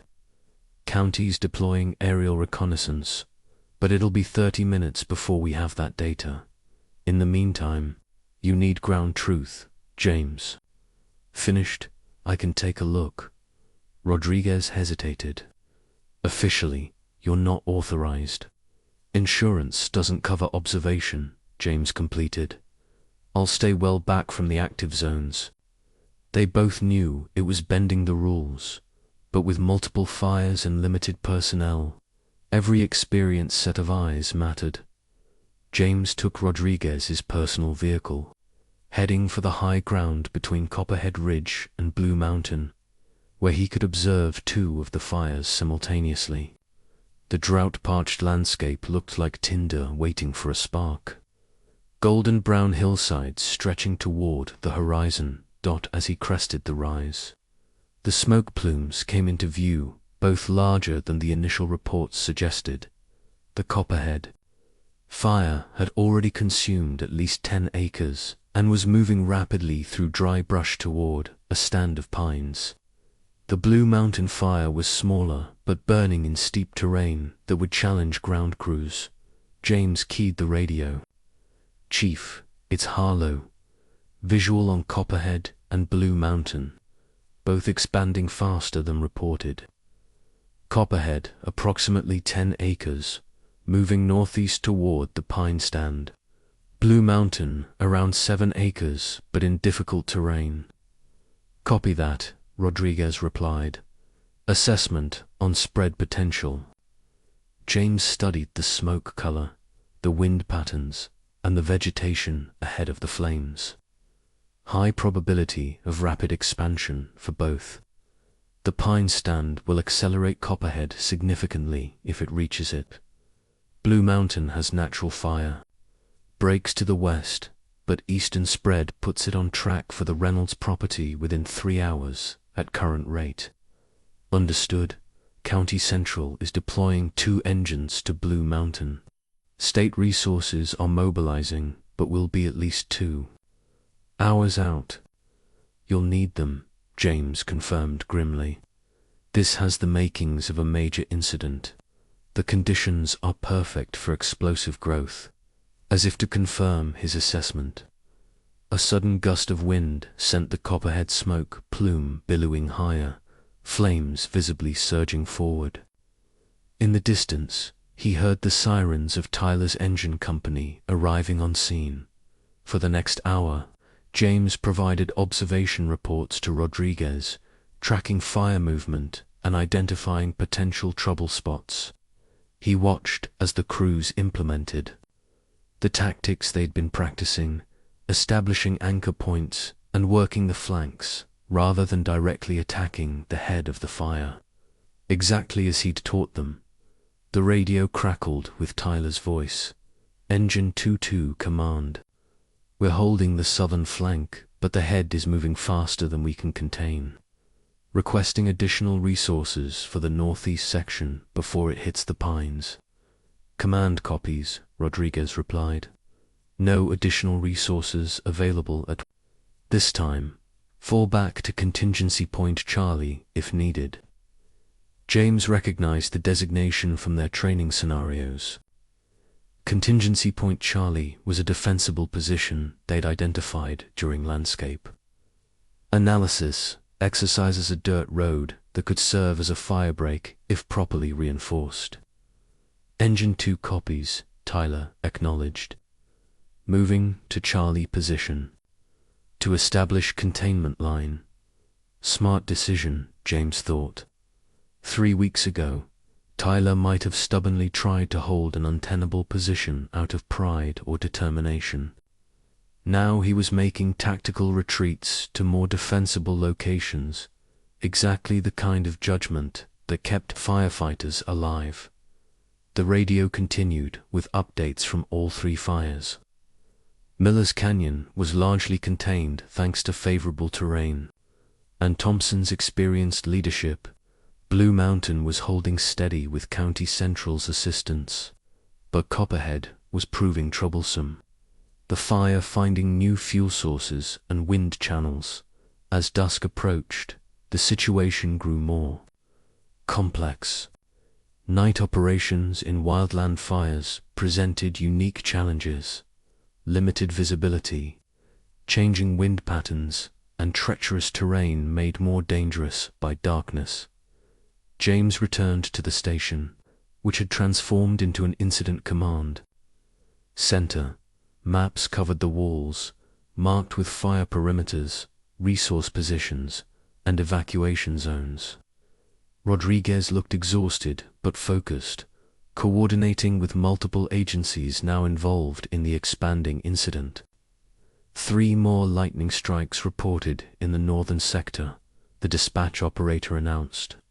County units responding, but they're requesting our assessment. Rodriguez rubbed his eyes. We're stretched too thin already. I need someone who knows that territory to advise county units. I know it, James offered.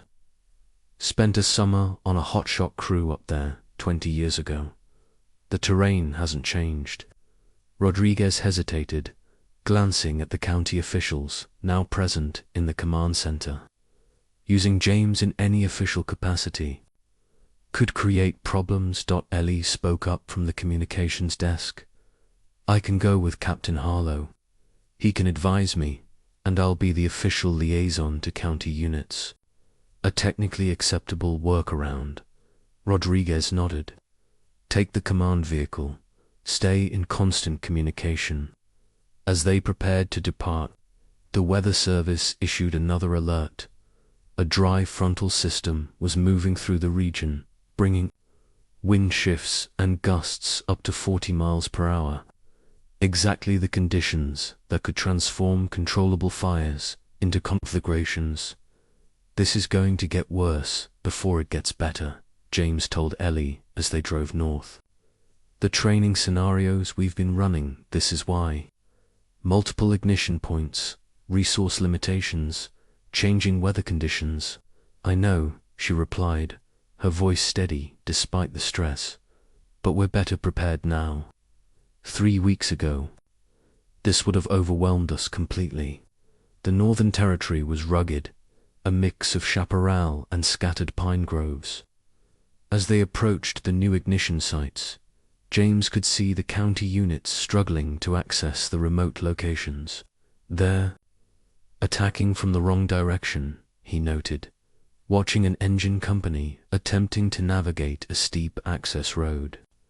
There's a ranch service road 2 miles east that provides better approach with a safety zone built in. Ellie radioed this information to the county units, identifying herself as Riverside Rural's liaison. After initial hesitation, the county incident commander acknowledged the local knowledge and redirected resources accordingly. For the next 3 hours, James and Ellie worked as a team, her serving as the official channel, while he provided tactical guidance based on his intimate knowledge of wildland fire behavior. The county crews, initially skeptical of direction from the underfunded rural district, quickly recognized the value of their input as containment efforts improved. When they finally returned to the main command center near midnight, the situation had stabilized somewhat. The 3 original fires were contained, or nearly so, and the new ignitions were being managed effectively. But the weather forecast remained ominous, with the front expected to bring stronger winds by morning. You should get some rest, James told Rodriguez, who had been coordinating non-stop for over 8 hours.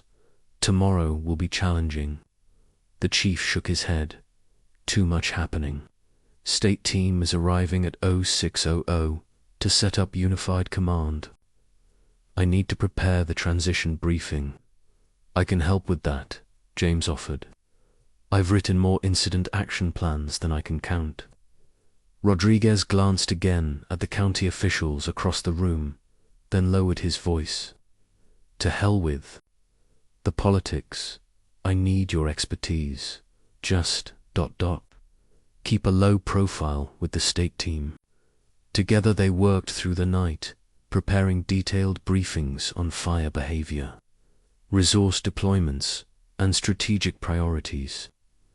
James was impressed with how thoroughly Rodriguez documented everything, creating a comprehensive picture of the evolving situation. You're good at this, James commented, during a rare quiet moment. Incident command. Some chiefs never master it. Rodriguez shrugged. Had a good teacher the past few weeks. Outside, the wind was picking up, rattling the station windows. The morning weather briefing confirmed their fears. Sustained winds of 20 to 30 miles per hour, gusting higher, with record low humidity. Perfect fire weather, James murmured, studying the forecast maps.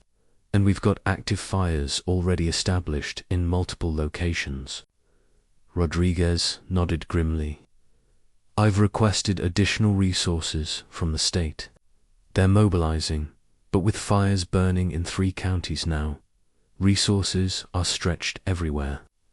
As dawn broke, James watched the exhausted night crews returning for rest, replaced by fresh personnel heading out. The training was evident in their movement, sufficient, purposeful, with none of the confusion or hesitation he'd observed weeks earlier. Whatever happened in the coming days, these firefighters were as prepared as they could be under the circumstances.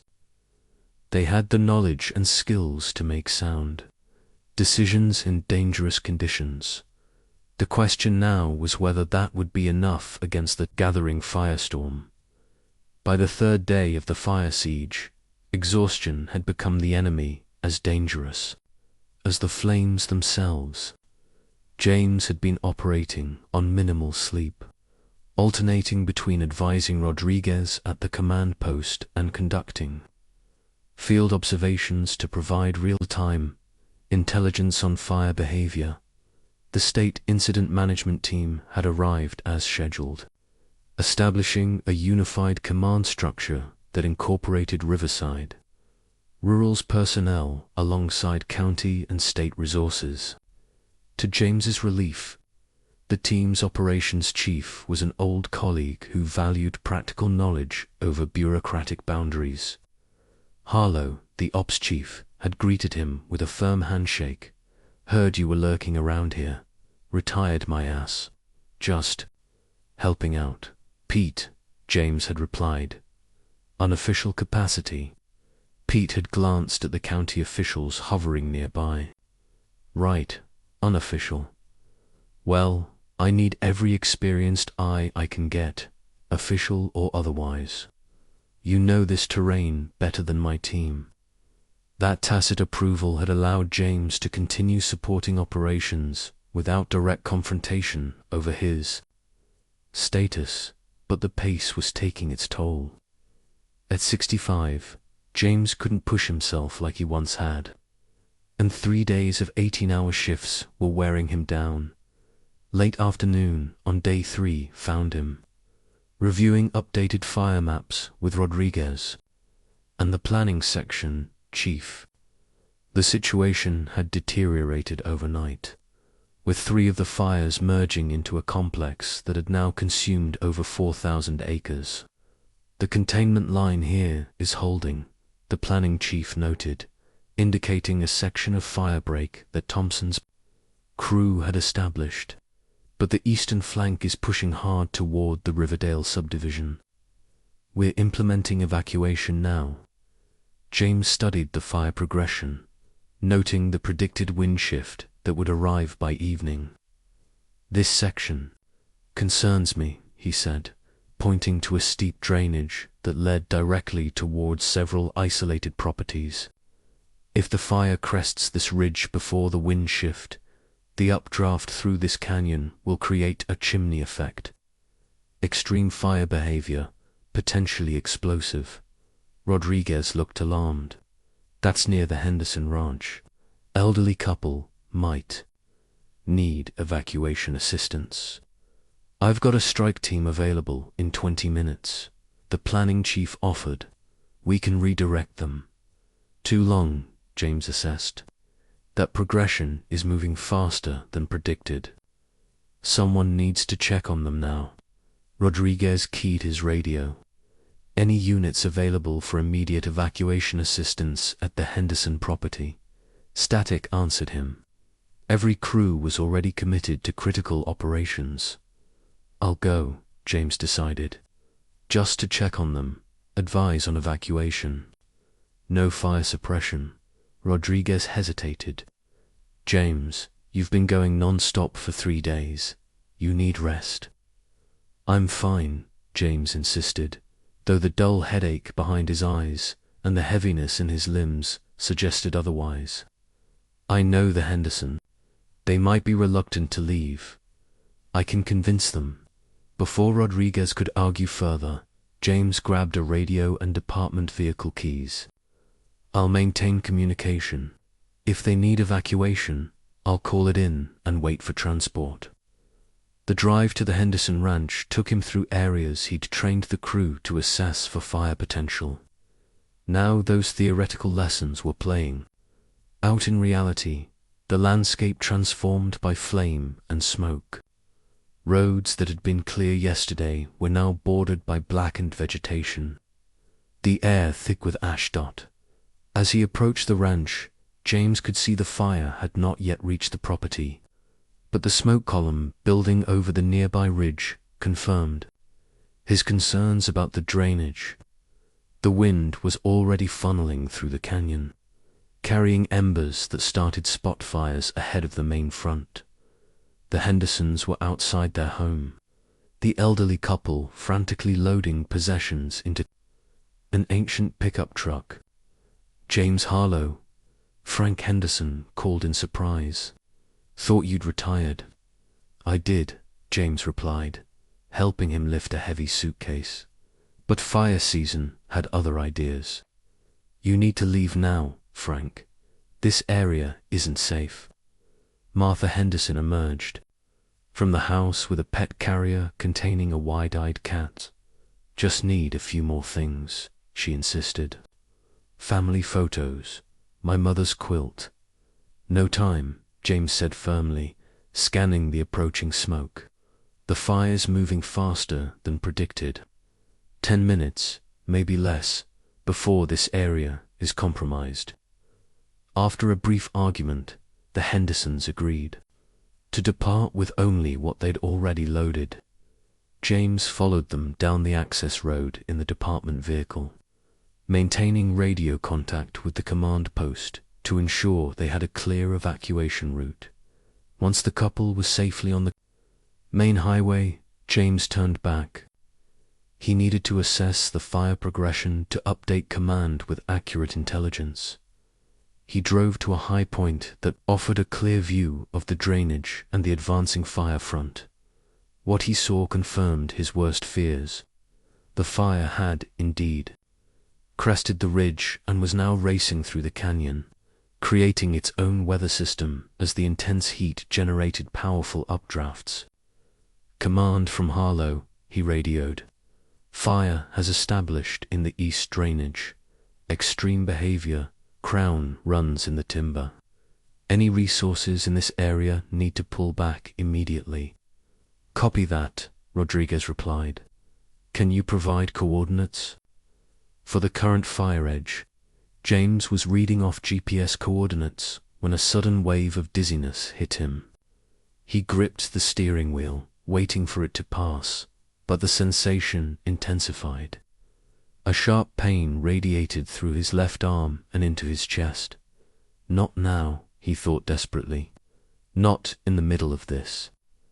Harlow from command, Rodriguez's voice came through. Did you copy last transmission?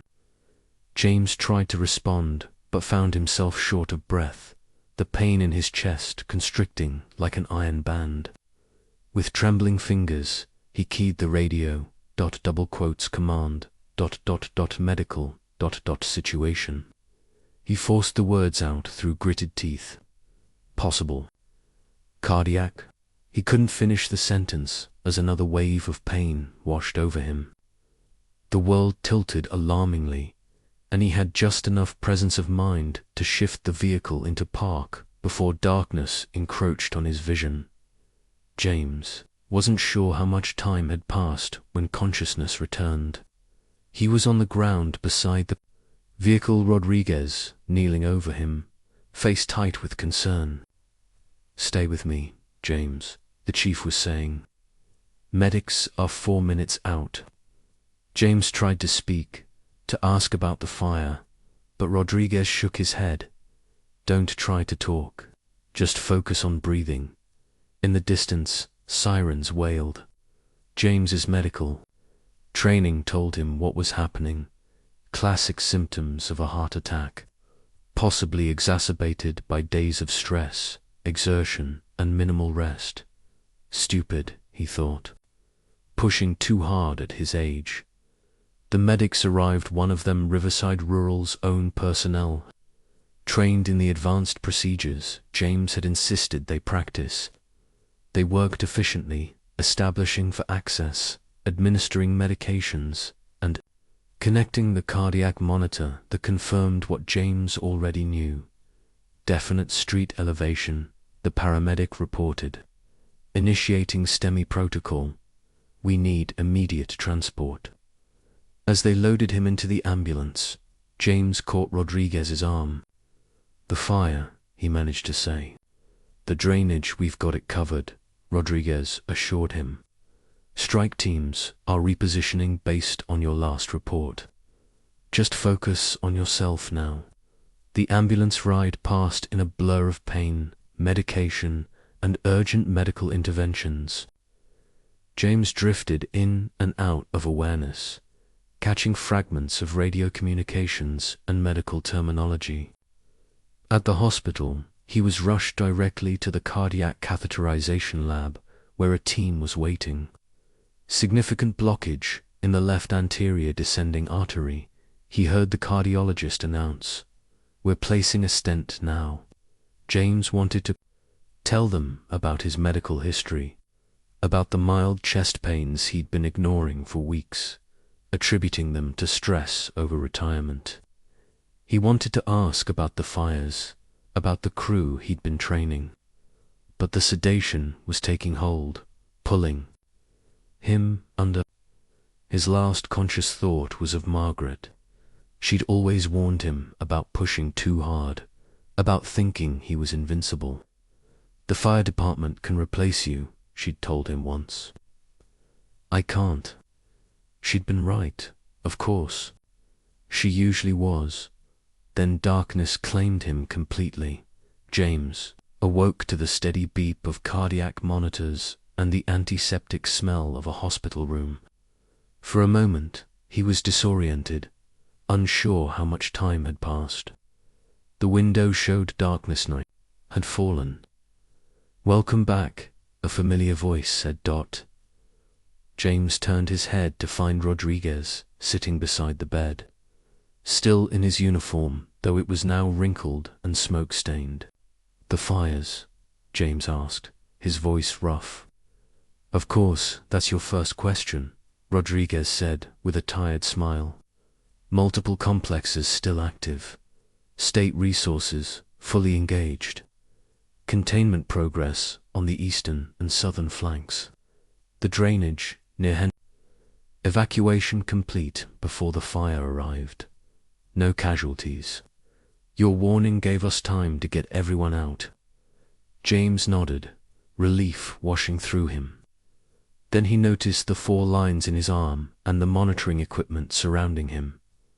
How bad? Heart attack. Significant but not massive. Doctor says you're lucky, minimal heart damage because you got treatment quickly. They placed a stent to open the blocked artery. James absorbed this information. How long have I been here? About 30 hours. They kept you sedated after the procedure to give your heart a rest. 30 hours, a day and a half lost, while fires burned and firefighters risked their lives.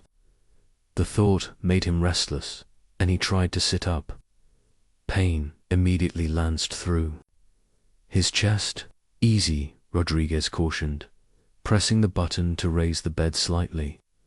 Doctor says you need at least a week of hospital rest, followed by cardiac rehabilitation. A week, James protested. The fire season's at its peak. Your crew is doing exactly what you trained them to do, Rodriguez interrupted firmly, and they're doing it well. Before James could argue further, The door opened and Ellie entered, followed by Tyler. Both looked exhausted but unharmed, their faces lighting up when they saw James awake. "Captain," Ellie said, relief evident in her voice.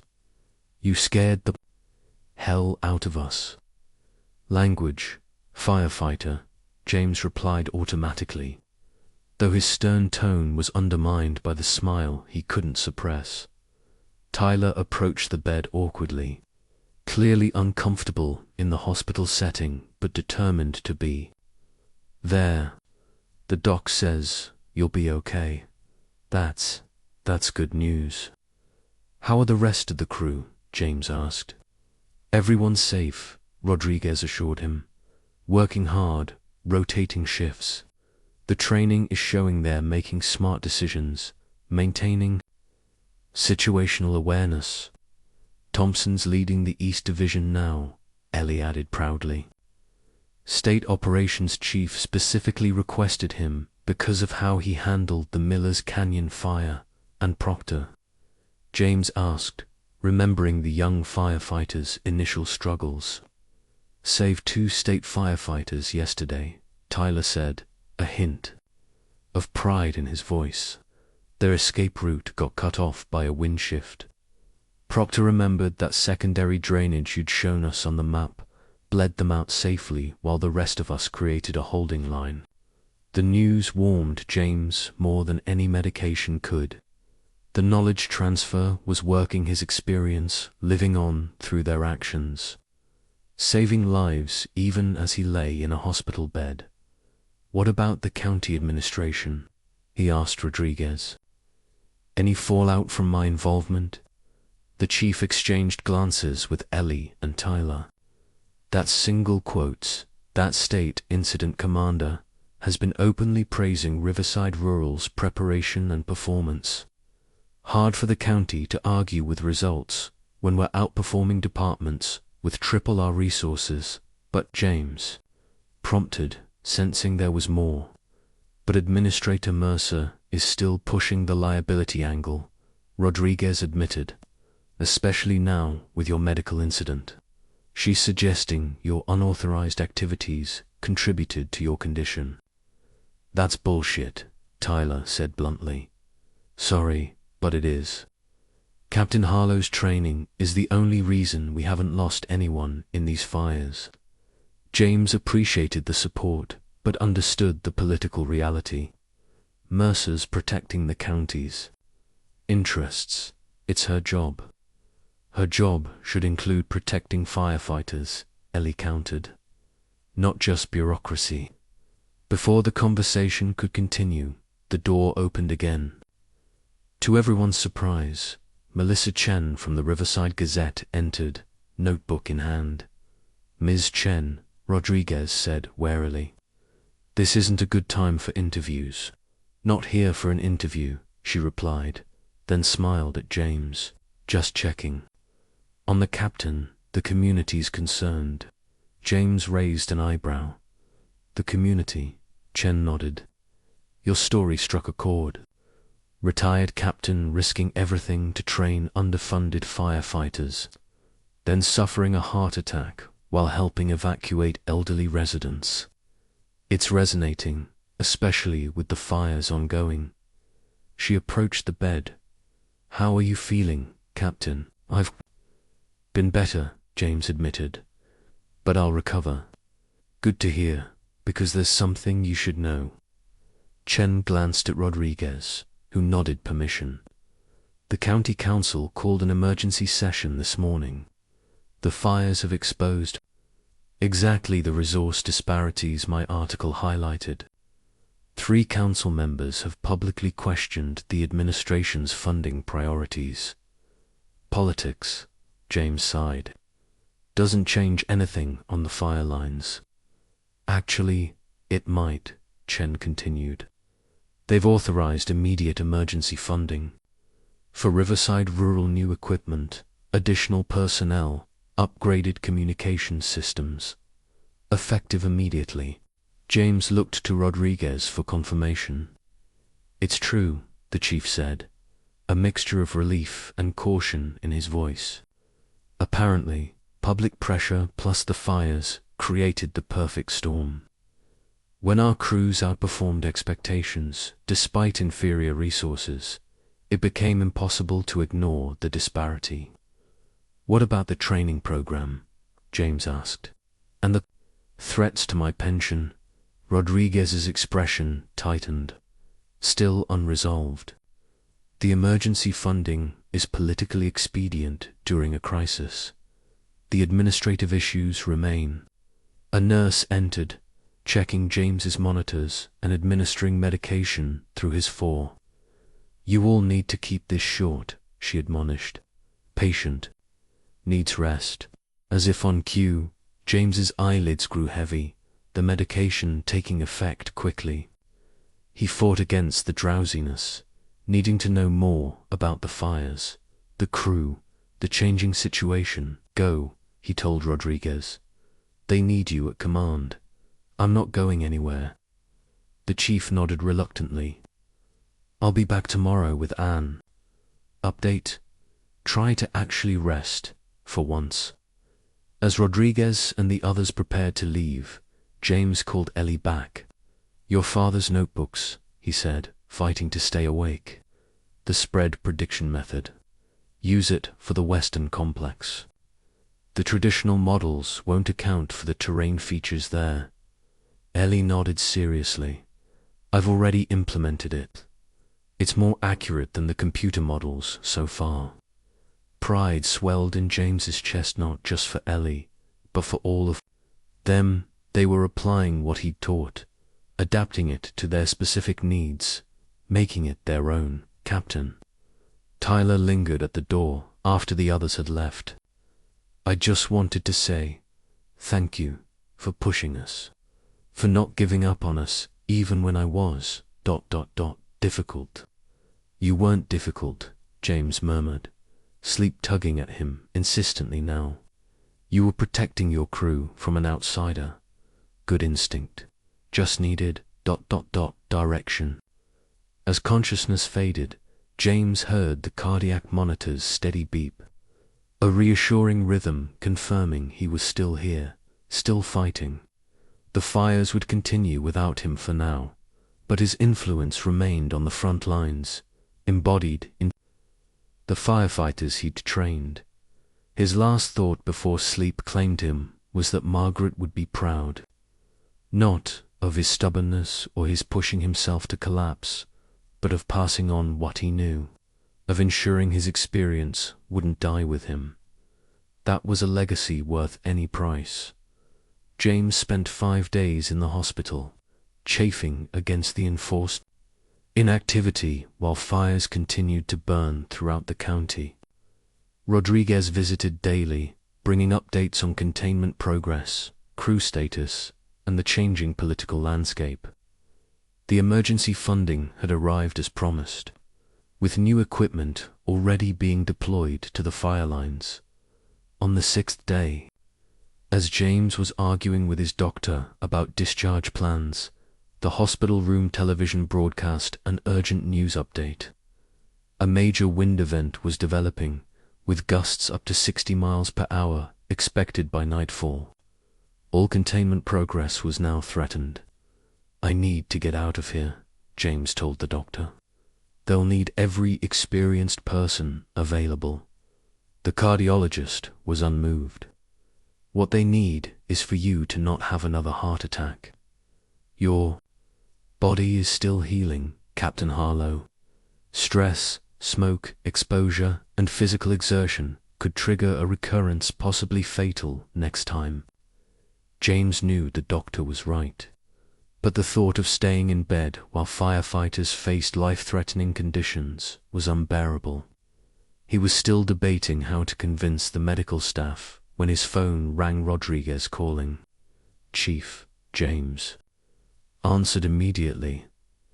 "I saw the weather report." "How bad?" "Bad enough," Rodriguez replied, his voice tight with stress. "The North Complex jumped containment lines an hour ago.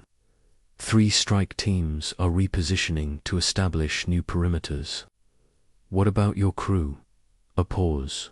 We're being deployed to protect the Evans Ranch subdivision. Fires pushing that direction faster than models predicted. 67 structures, limited access roads, problematic water supply. James knew the area well, a rural development nestled against foothills, surrounded by dense vegetation. In current conditions, it would be directly in the fire's path with minimal natural defenses. That's a challenging assignment, he said carefully. What's your tactical approach? Exactly what you'd expect, Rodriguez answered. Structure, triage, defensible space enhancement where possible, strategic positioning based on fire behavior. Prediction, Ellie's using her father's spread model to identify the most likely approach vector.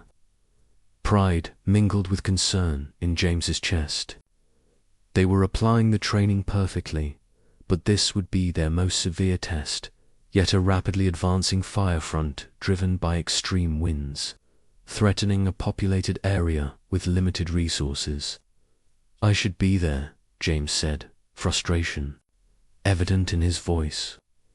You should be recovering, Rodriguez countered firmly. Besides, you are there, in a way. Everything you taught us is guiding our actions. After the call ended, James sat in agitated silence, watching news footage of the expanding fires. The camera showed distant shots of Riverside Rural's engines positioned near the Evans Ranch development, tiny against the massive smoke columns building on the horizon. His hospital room door opened, and James expected another nurse with medications or vital sign checks. Instead, Melissa Chen entered, notebook in hand as always. Captain Harlow, she greeted him. You're looking better. Reporter's instincts bringing you to the biggest story, he asked dryly. Actually, I'm here on a different matter. She pulled a chair beside his bed. The county council has called another emergency session for tomorrow morning. They're re-evaluating all fire service funding allocations in light of current events. James raised an eyebrow.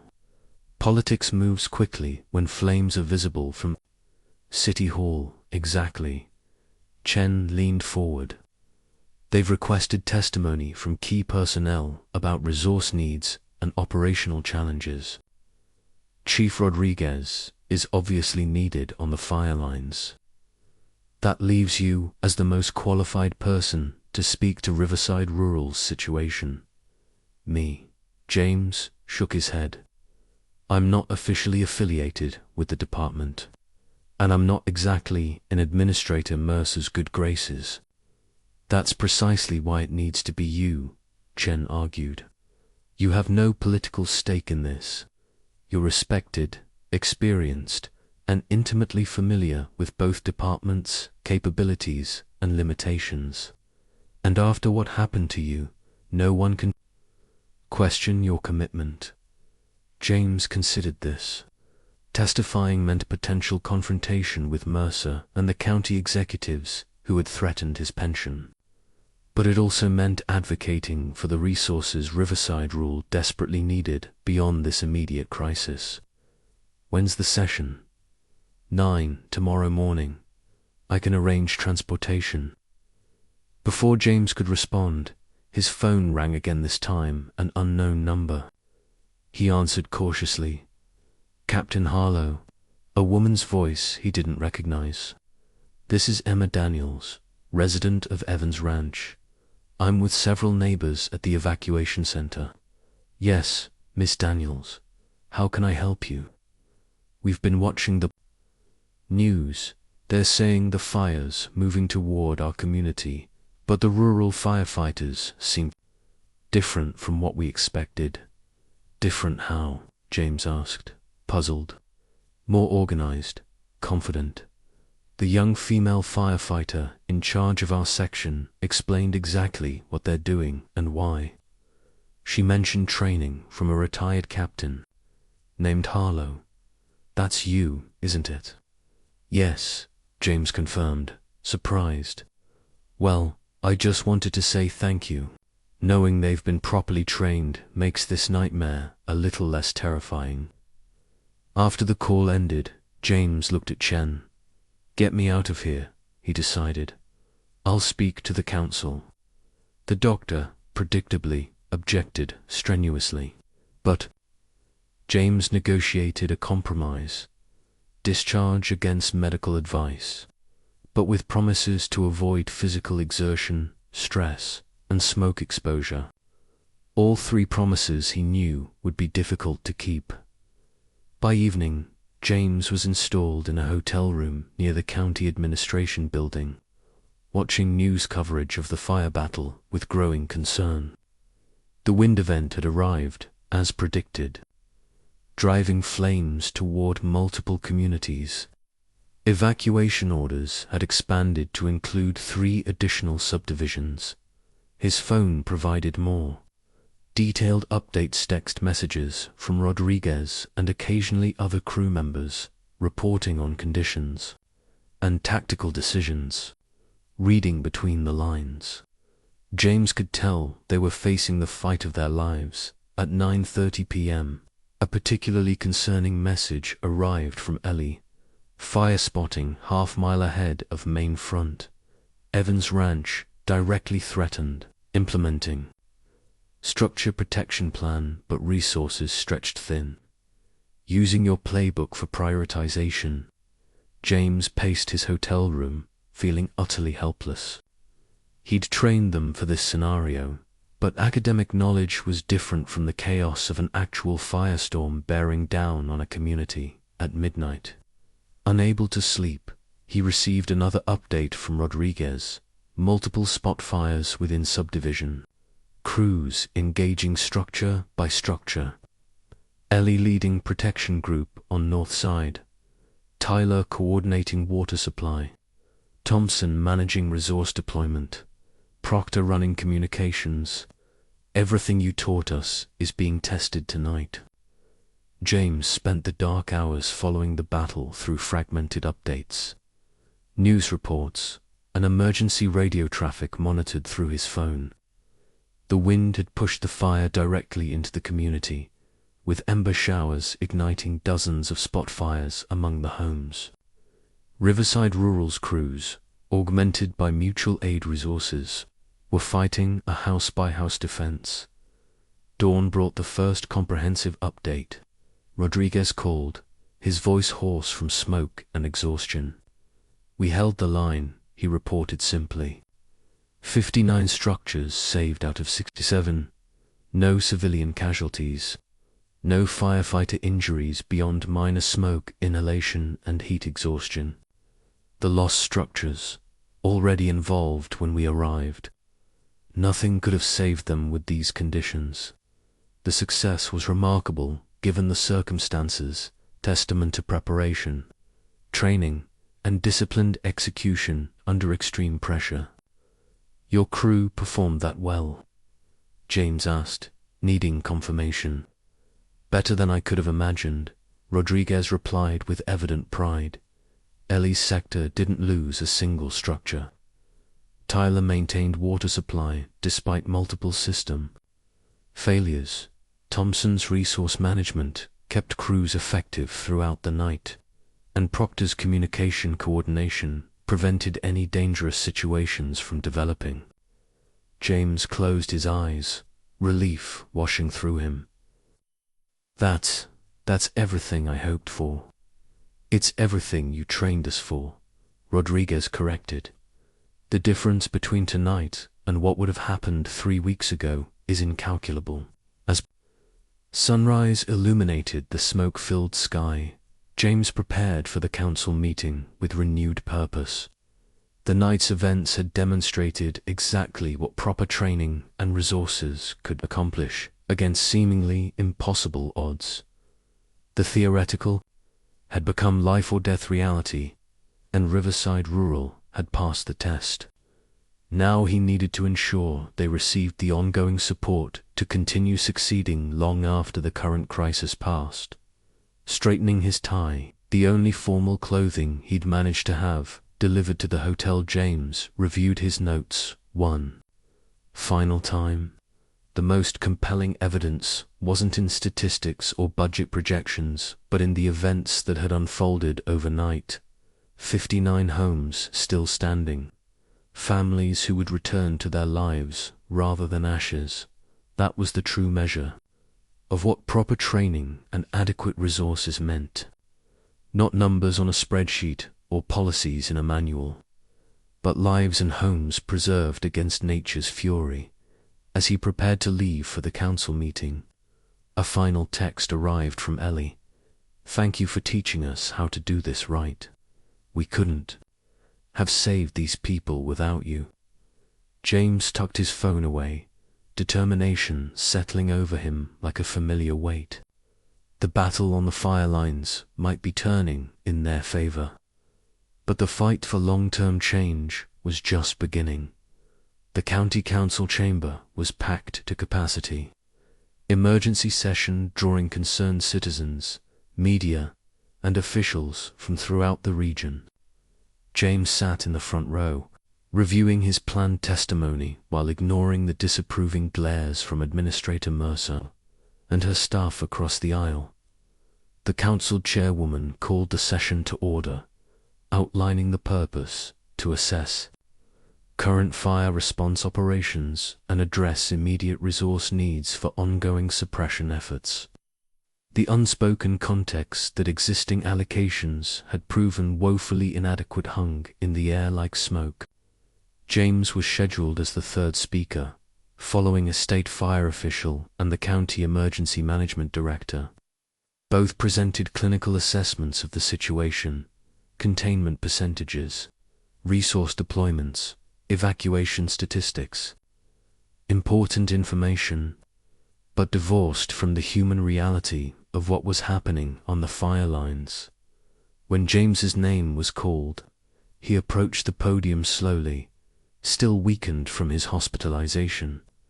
The chairwoman introduced him as former County Central Captain James Harlow, recently retired after 40 years of service. "Thank you for the opportunity to address the council," James began.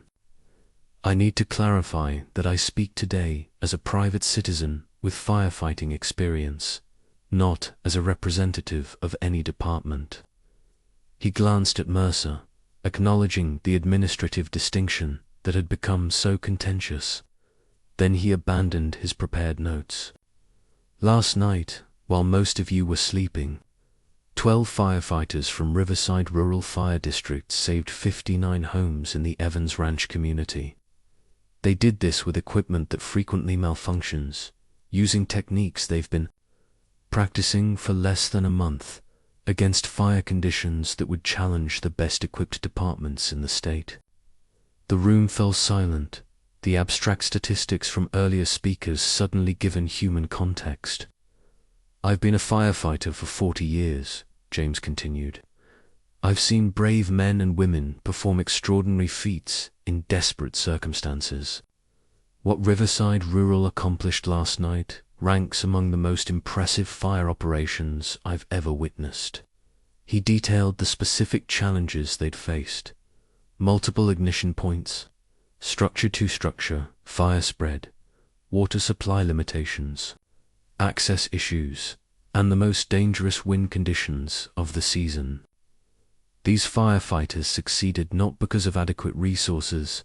They've never had those, but, despite their absence, they succeeded because they've spent every available moment training for exactly this scenario, preparing mentally and physically to maximize whatever limited tools they had available. James turned to face Administrator Mercer directly. "The county administration has characterized this training as unauthorized and potentially dangerous. They've threatened my pension for assisting with it. Yet last night, that same training saved millions in property value and, more importantly, prevented potential loss of life." Murmurs rippled through the audience.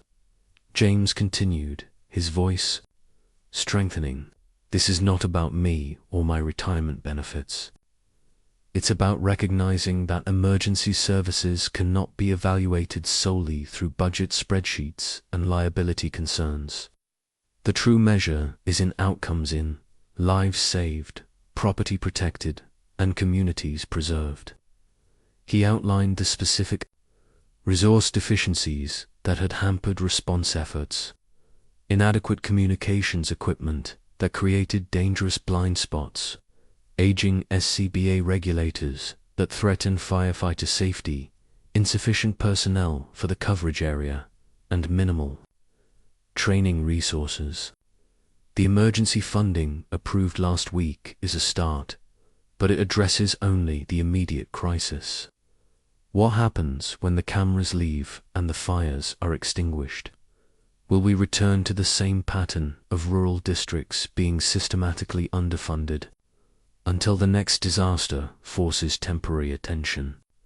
Before James could continue, an aide hurried to the council chairwoman, whispering urgently. Her expression grew grave as she interrupted the proceedings. "I apologize for the interruption, but we've just received word that the fire situation has deteriorated significantly. The western flank of the main complex has jumped containment lines and is moving rapidly toward the town of Riverside Junction.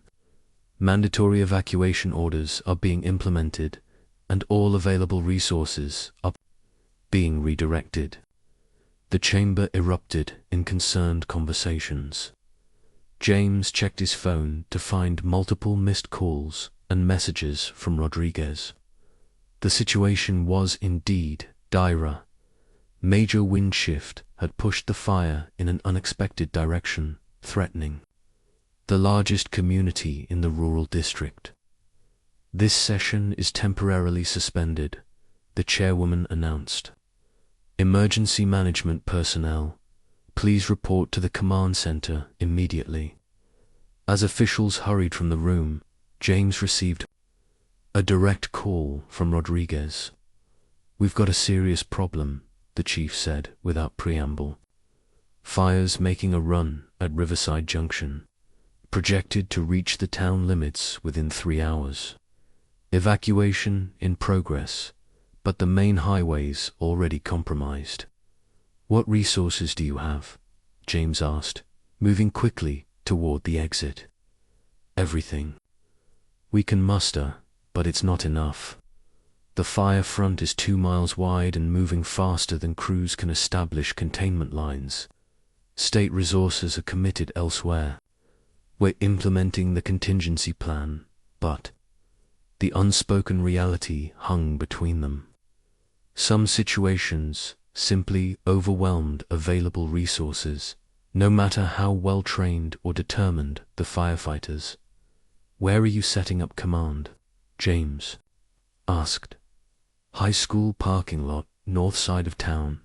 It's our fallback position if the main approach is overrun." "I'm on my way," James decided, ignoring his doctor's warnings and his own physical limitations.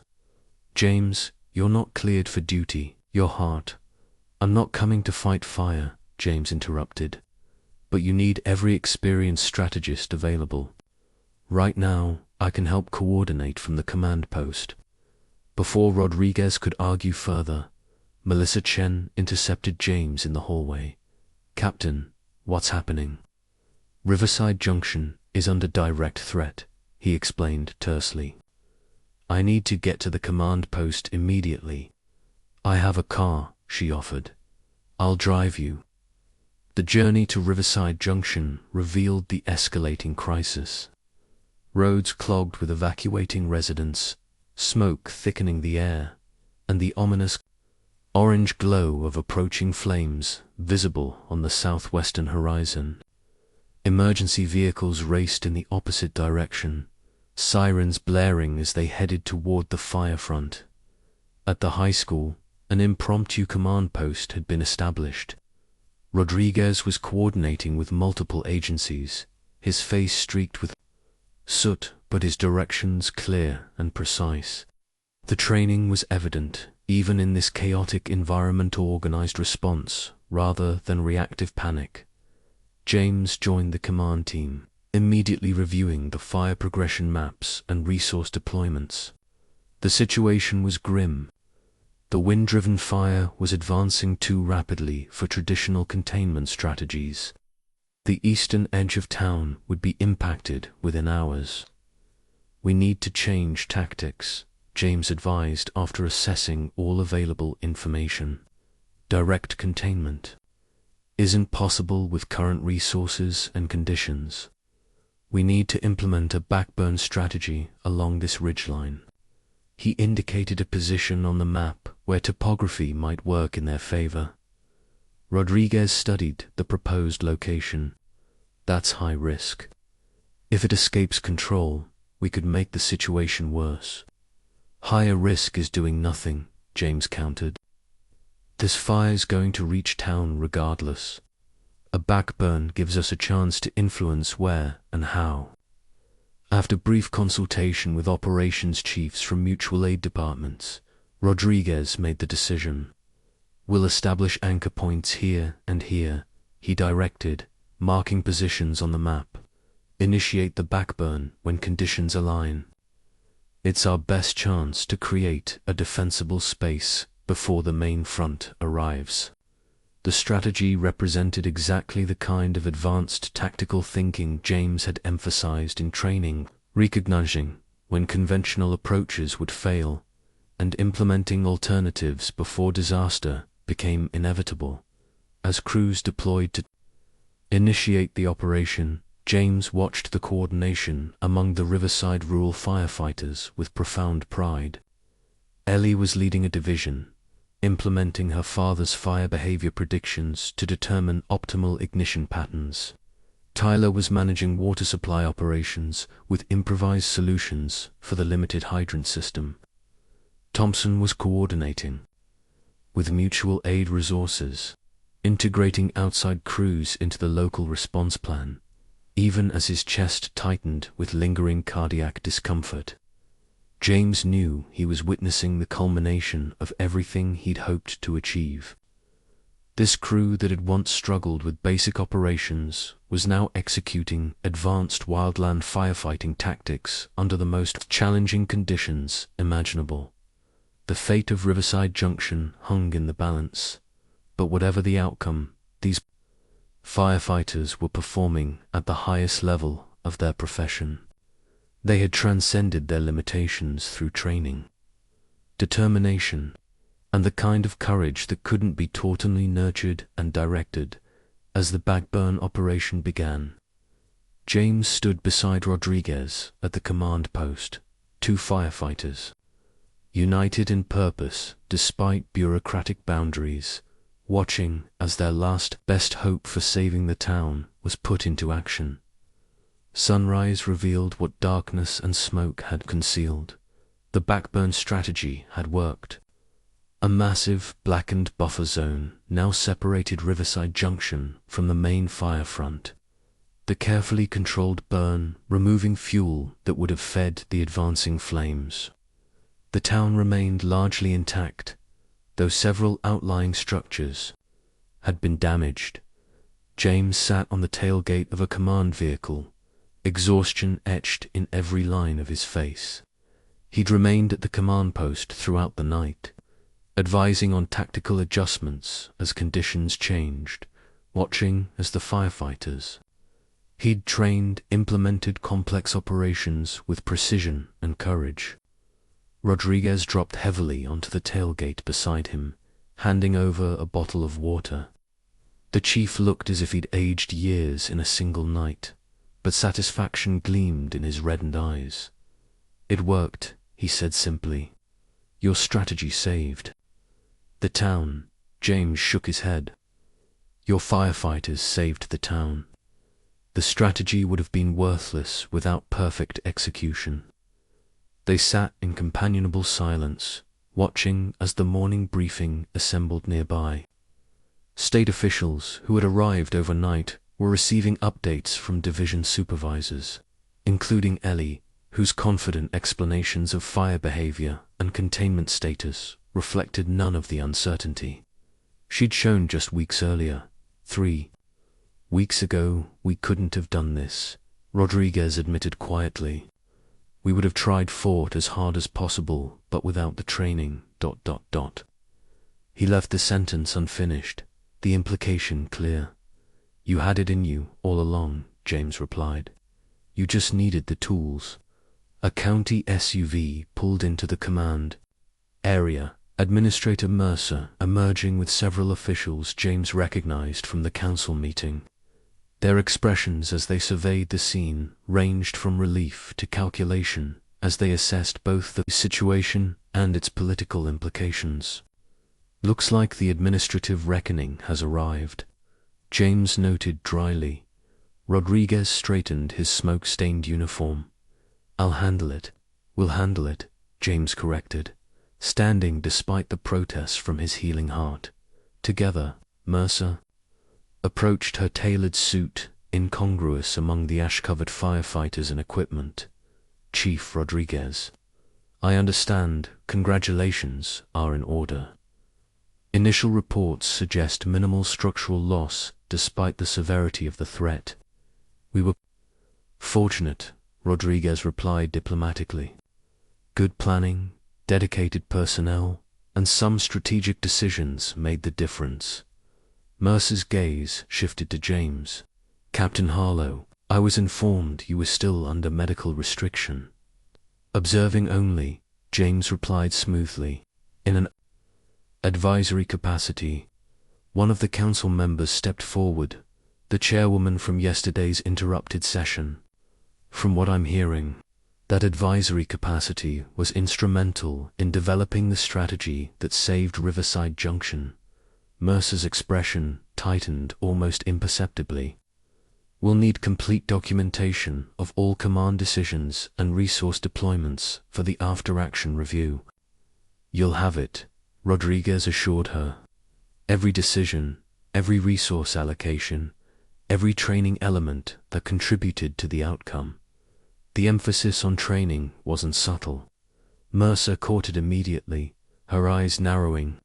Yes, about that training, she began carefully.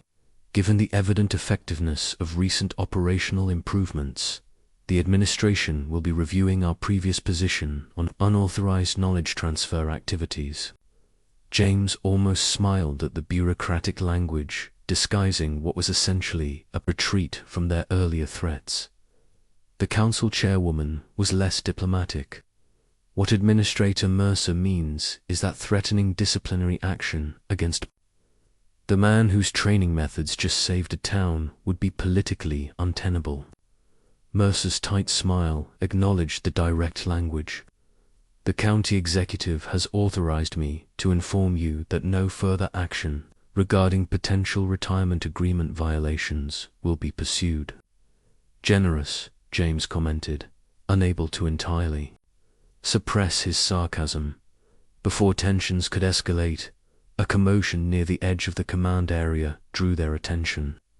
A group of civilians had arrived, residents of Riverside Junction returning to check on their community. Among them, James recognized several faces from Evans Ranch, including Emma Daniels, who had called him at the hospital. The residents converged on the firefighters, offering thanks, embraces, and in some cases, tears of gratitude.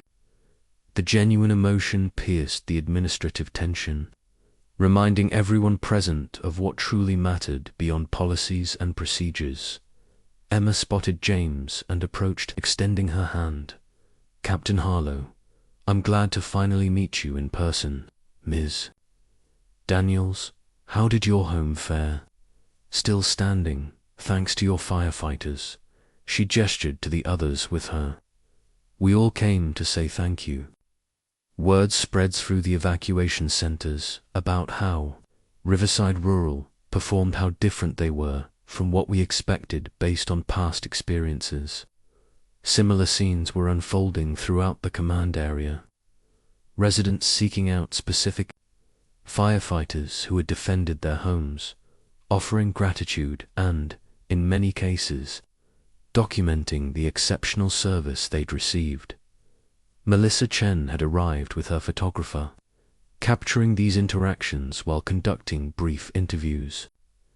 James watched as she approached Ellie, who was explaining to her family exactly how they had protected their home despite the penacity of the fire. The council chairwoman observed the scene with evident appreciation before turning back to Mercer. "I believe the council's priorities upon resuming our emergency session will be quite clear. Riverside Rural has demonstrated extraordinary value to this community. Their funding and resource allocations should reflect that value going forward." Mercer's professional mask remained intact, but James recognized the calculation behind her eyes' adaptation to the changing political reality. "The administration will certainly support appropriate resource allocation based on demonstrated need and performance metrics," she replied carefully. "Good," the chairwoman stated firmly, "because I'll be proposing an immediate review of all rural district funding, with particular attention to training programs and equipment modernization." She turned to James and Rodriguez. "I'd like both of you to present at the reconvened session. The council needs to understand exactly what made the difference here, what turned an understaffed, under-equipped department into the force that saved 2 communities in 3 days." Rodriguez glanced at James, who nodded slightly. "We'd be honored," the chief responded. As the officials departed to assess damage throughout the town, Rodriguez turned to James. "Looks like the political winds are shifting as dramatically as the fire winds did. For now," James cautioned, "public attention is fleeting. Memory fades once the crisis passes. Then we'll need to ensure the lessons are documented and institutionalized. Before that happens," Rodriguez determined, "starting with formal recognition of your training program and its results." Before James could object to the attention, a call came in from the fire lines. A spot fire had developed beyond the containment area, threatening to establish a new fire front if not addressed immediately. The conversation shifted instantly from politics to tactics, both men returning to their element, protecting communities from nature's most destructive force. As Rodriguez issued directives and James provided input on resource allocation, a photographer captured the moment to generations of firefighters, one officially retired but clearly still in service, working together to protect a community that now recognized their value. The image would appear on the front page of the Riverside Gazette the following day, accompanying a headline that read, "The Training That Saved 2 Towns, How Preparation Overcame Politics When It Mattered Most." 1 month after the fires were fully contained, Riverside Rural Fire District held a ceremony to honor the firefighters who had protected their communities against overwhelming odds. The station had been transformed for the occasion, its weather-beaten exterior freshly painted, new equipment gleaming in the vehicle bays, and a commemorative plaque waiting to be unveiled. James arrived early, parking in his usual spot from the training days. His health had improved steadily under strict medical supervision, though his cardiologist still frowned on anything resembling exertion or stress. Today, however, was a day for celebration rather than exertion. Rodriguez met him at the entrance, resplendent in his dress uniform. "Captain, glad you made it. Everyone's been asking when you'd arrive." "Still not a captain," James reminded him, with a smile. "Just a retired firefighter attending a community event." "About that," Rodriguez said mysteriously, "we may need to revisit your title before the day's over." Inside, the station was barely recognizable. New equipment lined the walls. Modern communications systems had replaced the outdated radios, and the training room had been expanded with proper facilities. The emergency funding had clearly been put to good use. The crew gathered around James, immediately each eager to share the improvements in their operations since the fires. Tyler proudly demonstrated the new SCBA units with integrated thermal imaging capabilities. Thompson detailed the updated apparatus fleet, including a specialized wildland engine designed for the district's specific terrain challenges. Proctor, now showing confidence that would have been unimaginable weeks earlier, explained the new communication system that eliminated the dangerous dead zones. And the best part, Ellie told him, is that we've been authorized to implement a permanent training program based on your curriculum. I've been appointed training officer to oversee it. Pride swelled in James's chest at this news. You'll be excellent in that role. Your father would be proud. As guests began arriving, county officials, state fire agency representatives, community members, and Mediar James found a quiet corner to observe the proceedings. The transformation went beyond equipment and facilities. The firefighters themselves moved with confidence and purpose, interacting professionally with officials who had previously dismissed them as a backwater department. The ceremony began with Rodriguez welcoming everyone and acknowledging the distinguished guests. Administrator Mercer was present, seated beside county council members and state officials. Her expression remained professionally neutral, though James noted she avoided direct eye contact with him. Today, we recognize not just the heroism displayed. During the worst fire siege in our district's history, Rodriguez began, but also the preparation and training that made that heroism effective rather than tragic. He outlined the department's journey from understaffed and under-equipped to the efficient operation now visible to all. Without explicitly mentioning the political battles or funding disparities, he made it clear that the transformation had occurred despite institutional obstacles rather than because of support. 3 communities in our district survived largely intact because firefighters were prepared to perform beyond their resources, Rodriguez stated. That preparation didn't happen by accident or through standard channels. It happened because one man refused to take retirement as an end to his service. James shifted uncomfortably as attention turned toward him. This level of recognition hadn't been part of his expectations. The council chairwoman spoke next, formally announcing a comprehensive reform of rural emergency services funding throughout the county. The disparities that placed both firefighters and communities at risk will be addressed systematically, she promised. Equality of service regardless of property tax base is now our explicit policy. Even Mercer took the podium briefly, her remarks carefully crafted to acknowledge the department's performance while avoiding any mention of her previous opposition to James's training program. Political survival required adaptability, and she was nothing if not adaptable. When Rodriguez invited James to speak, he approached the podium reluctantly. Public recognition had never been his motivation. I didn't do anything special, he began simply. I just shared what 40 years of experience had taught me with firefighters who needed that knowledge. They did the hard part, implementing those lessons under the worst possible conditions with inadequate resources and no margin for error.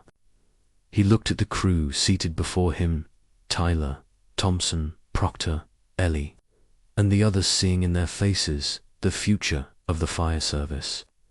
What happened here wasn't about me or any individual. It was about the fundamental nature of our profession. Knowledge that isn't shared is wasted. Experience that isn't passed on dies with the bearer. For generations, firefighters have taught each other, mentored each other, and thereby saved countless lives, both civilian and their own. He gestured to the new equipment surrounding them. Resources matter, modern tools matter, but they're worthless without the knowledge, judgment, and courage to use them effectively. That's what I saw in this crew from the beginning, the potential to become exceptional firefighters, if given the right guidance. As James concluded his remarks, Rodriguez returned to the podium with an unexpected announcement. In recognition of Captain Harlow's contribution to our department and the communities we serve, the county executive has authorized a special appointment. He unfolded an official document. James Harlow is hereby named Special Advisor for Training and Operational Development for Riverside Rural Fire District. With appropriate compensation and without impact to his retirement benefits from previous service. James stared in surprise as Rodriguez continued. This position allows the county to formally retain Captain Harlow's expertise without the bureaucratic complications that arose previously. The position has been funded for an initial 3-year term with option for renewal. The audience applauded enthusiastically, none more vigorously than the firefighters themselves. James approached Rodriguez, still processing the announcement. "You arranged this?" he asked quietly. "The council chairwoman suggested it," Rodriguez replied. "Even Mercer supported it, though I suspect that was political necessity rather than conviction. The point is, you can continue what you started without risking your pension or operating in the shadows." The formal ceremony concluded with the unveiling of a commemorative plaque listing every firefighter who had participated in the defense of Evans Ranch and Riverside Junction. James was touched to find his name included, despite his unofficial status during the incidents. As the gathering transitioned to an informal reception, Ellie joined James at the edge of the room, carrying a frame containing a page from her father's notebook. "I wanted you to have this," she said, handing him the frame. "It's the page where he wrote about passing knowledge to the next generation. Seems appropriate now." James examined the carefully preserved page, reading the firefighter's handwritten wisdom. "What we know is valuable. What we share is invaluable. The measure of a firefighter's career isn't just lives saved directly, but lives that will be saved through knowledge passed forward." "Your father was a wise man," James said, genuinely moved by the gift. "So is his successor," Ellie replied with a smile. "That's how I've come to think of you as, continuing his legacy of teaching. He would have liked you," as the celebration continued around them. James reflected on the unexpected journey that had begun with a forced retirement and a golden watch he'd never wear. What had started as an attempt to fill empty days had become something far more significant. Second chapter that might ultimately prove more meaningful than the first. Rodriguez rejoined them, accompanied by a group of young recruits recently hired with the expanded budget. "Our newest firefighters," he introduced them. "They've heard all about the legendary Captain Harlow and his training methods. They're eager to learn." James surveyed the fresh faces, seeing in them the same potential he'd recognized in Riverside Rural's crew weeks earlier. The cycle was continuing, knowledge being passed forward, experience being shared rather than lost. "When do we start?" he asked, simply. "How about tomorrow?" Rodriguez suggested. 0700, just like before. James nodded, a familiar sense of purpose settling over him. Retirement, it seemed, would have to wait a while longer. 0700 it is, he confirmed. "Don't be late. If this story touched your heart, please like, subscribe to our channel, and share your own experiences of defying expectations in the comments below."